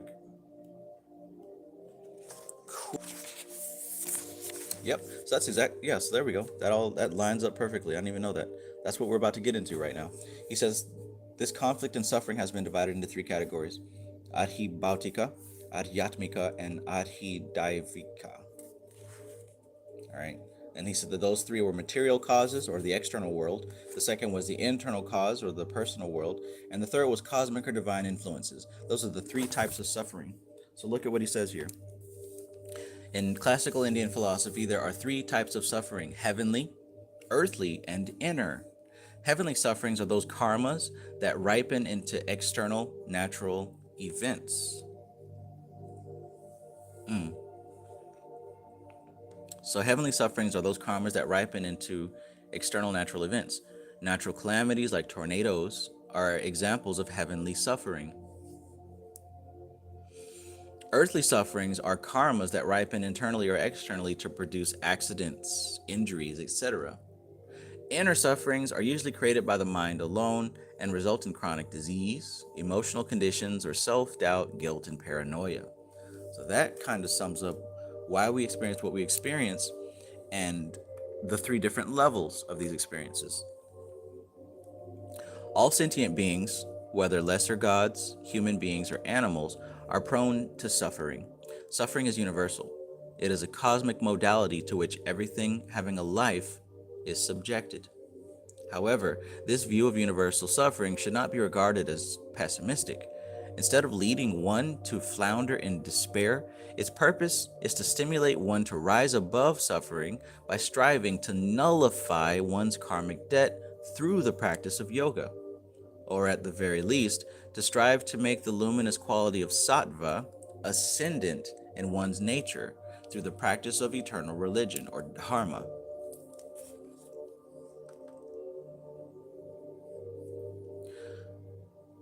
So, the wise person and the yogi regard suffering in the light of its role as a precondition of liberation, and not only as an inherent condition of existence. Suffering thus can unceasingly serve to remind us of the futility of worldly wealth and ambition, and lead us to the detachment and ascetic practice in order to attain final freedom from suffering through self-realizations.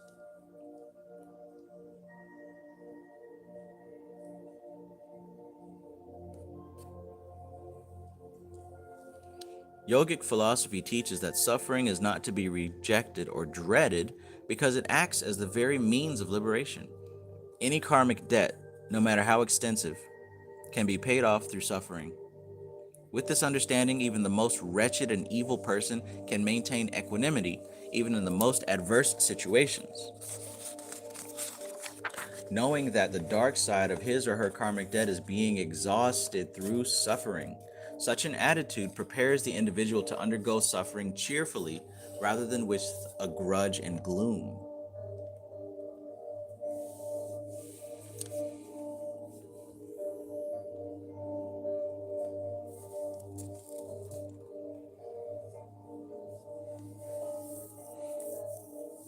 The author of this book is Rajarshi Muni, Muni, Magical Apotheosis. Rajarshi Muni. So such an attitude prepares the individual to undergo suffering cheerfully rather than with a grudge and gloom. One knows that the present suffering will bring future well-being and deliverance in the course of time when the karmic debt is squared up completely. When the philosophy of universal suffering is fully understood, it prompts a person to embrace a pure and perfectly ethical lifestyle free from evil tendencies.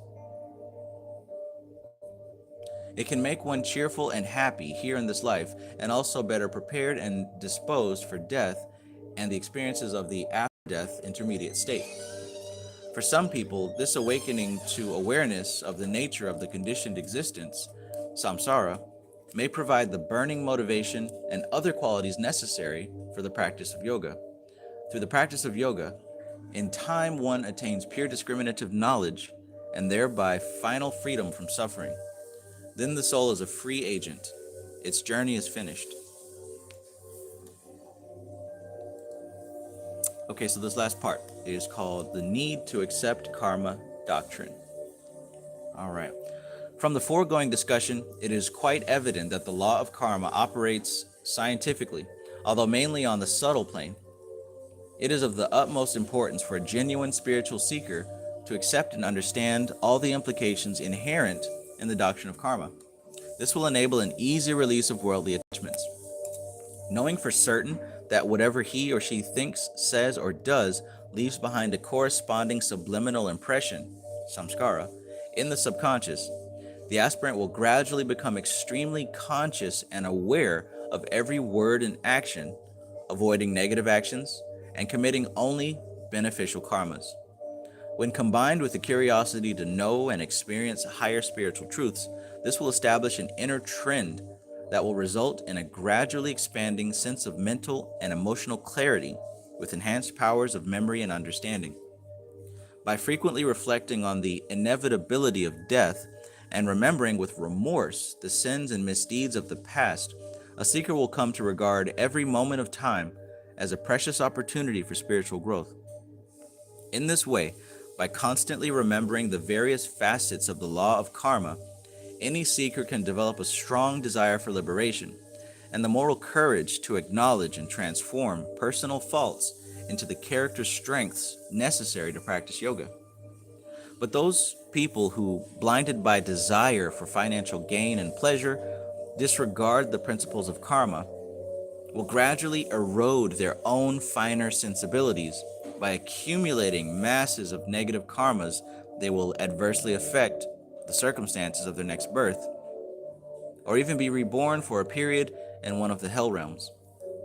Because they are dazzled by the lure of mundane pleasures and worldly attachments, they lack awareness of the need to cultivate sattvic personality traits. Therefore, it is quite necessary for a spiritual seeker to understand and continually reflect upon the law of karma and the inevitability of death in order to strengthen this desire for liberation. Those who disbelieve in the principles of karmic justice disbelieve in God, because it is through the operation of the law of karma that the justice of God finds expression.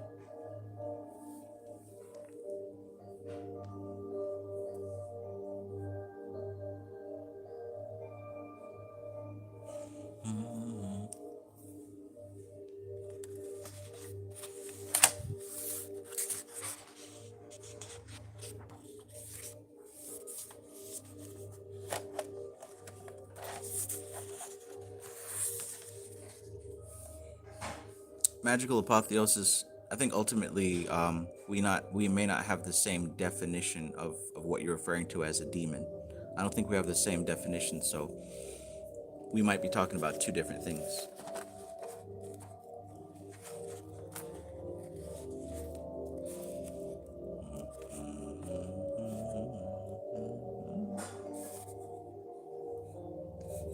Louis says laughing would be a reaction. Absolutely. I think it has more to do with our attachment and interpretation to the action than the action itself. I mean, yes, the action does have its own consequence, but the real impact, the real samskara taking place has to do with our attachment to the behavior and to the thoughts.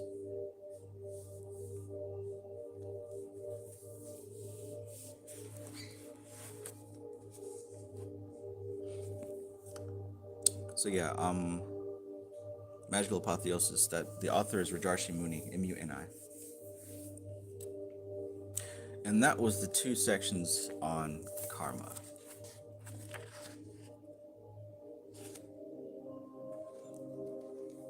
Now there's a whole lot more to this also, but those two portions of this book were relevant to what we were talking about.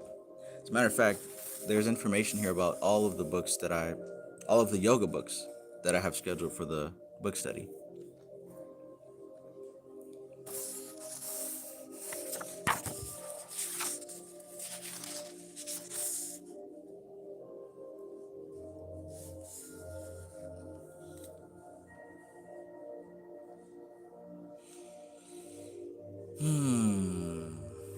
All right, so that was that. That was that.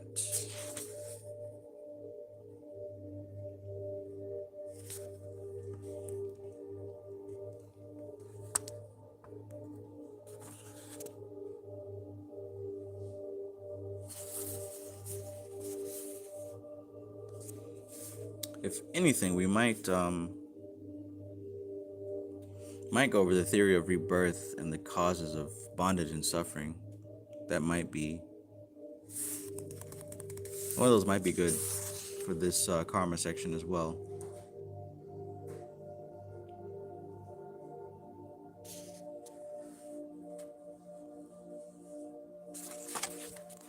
But yeah.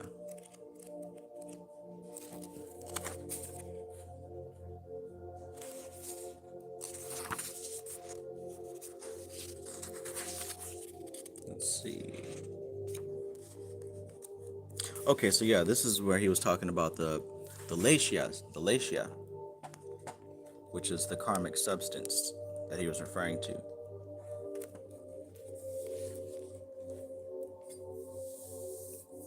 So that top one here is referred to as Shanta vritti, which is Sattvic Lesia. So remember, we've got the three gunas. We've got Sattva, Rajas, and Tamas. So that top one there is a demonstration of Sattvic Lesia. And then this one would be a demonstration of Rajasic Lesia. And then, of course, Tamasic Lesia. See a lot of this.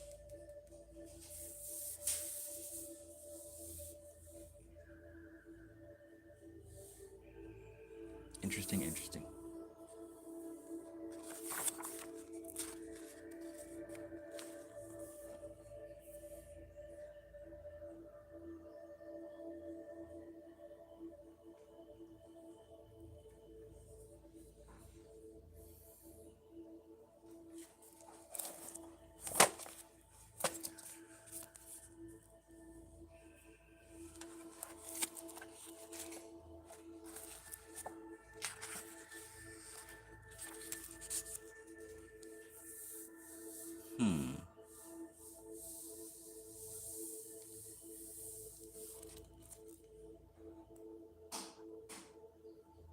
Okay, so yeah, that was those two sections. Does anybody have any questions or comments about this particular subject matter?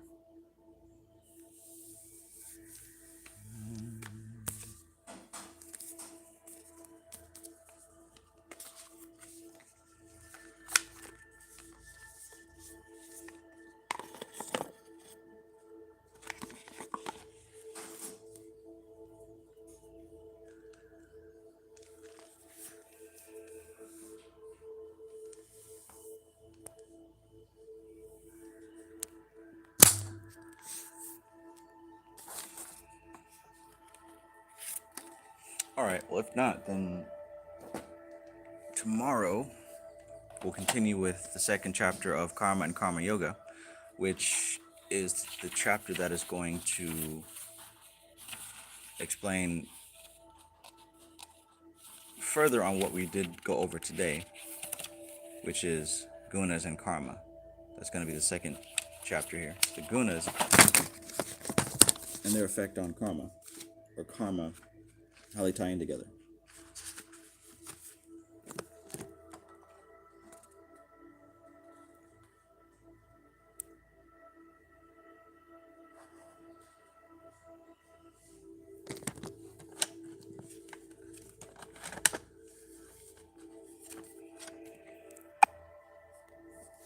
All right.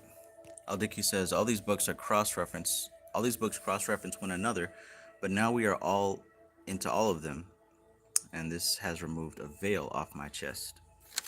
Yeah, it works so much better when you're able to see the connection instead of the differences. Honestly, a full comprehensive perspective takes a lot of the guesswork out of it. And there's no need to make some stuff up just because you feel like it. All right, so also keep in mind, this is going to be the next book on Kabbalah that we're going to dive into. It's called Magic and the Kabbalah by W.E. Butler.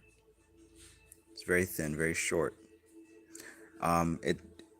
It's not like Ladder of Lights, whereas it's not going to go into each Sephiroth separately, but it's going to be somewhat of an overall perspective from a very wise occultist. All right. So go ahead and grab a copy of this. It's definitely worth it. Any book by this author is definitely worth it. Anyone who knows a thing or two about the Golden Dawn or Kabbalah or Hermetic practices will understand that this is a very influential author in this field. Not as well known as this author, maybe, or even this author,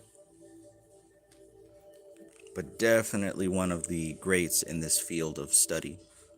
So I'd recommend getting this book if you can't, get anyone that he's written. There's only about maybe five.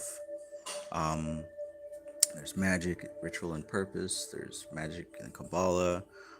There's Magician. There's that new one. And then he's got a few books about the aura and psychometry and telekinesis and things like that. But I'd grab any one of them by this author. You will not regret it. And also Lords of Light. That's another good one that he wrote.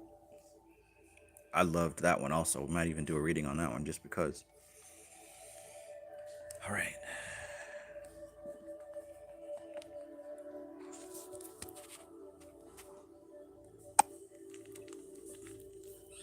All right, so that's that. For the most part, I did get in touch with most people who sent me an email in regards to joining the class. If I haven't gotten to you, then I will be getting to you soon. We already talked to a couple people yesterday who have already joined up and are ready to go. If you are interested in being a part of this class that starts on the 10th of February, send me an email so we can have a meeting about it and we can discuss whether or not this is right for you. The main purpose of this class is to help you develop a framework where you have a connection to your higher self and know exactly what that means and know exactly what processes are included with that particular type of work. Because, in all honesty, moving much further than this requires having established a foundation and a connection with the higher self. So, like I said, send me an email if you're interested in that. The class is going to be 8 weeks. There's going to be live video sessions every Thursday, as well as pre-recorded content with specific meditations that are going to be broken down in every detail. And we're going, like I said, we're going to have the discussions to make sure that everybody understands what's going on. If I didn't get back to you, I will be getting back to you. Just make sure you send me an email. This starts on the 10th, so you want to get in before the door closes. All right. So, thank you, and have a great night.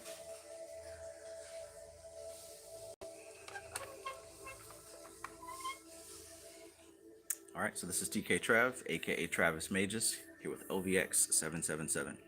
Love you guys. Peace.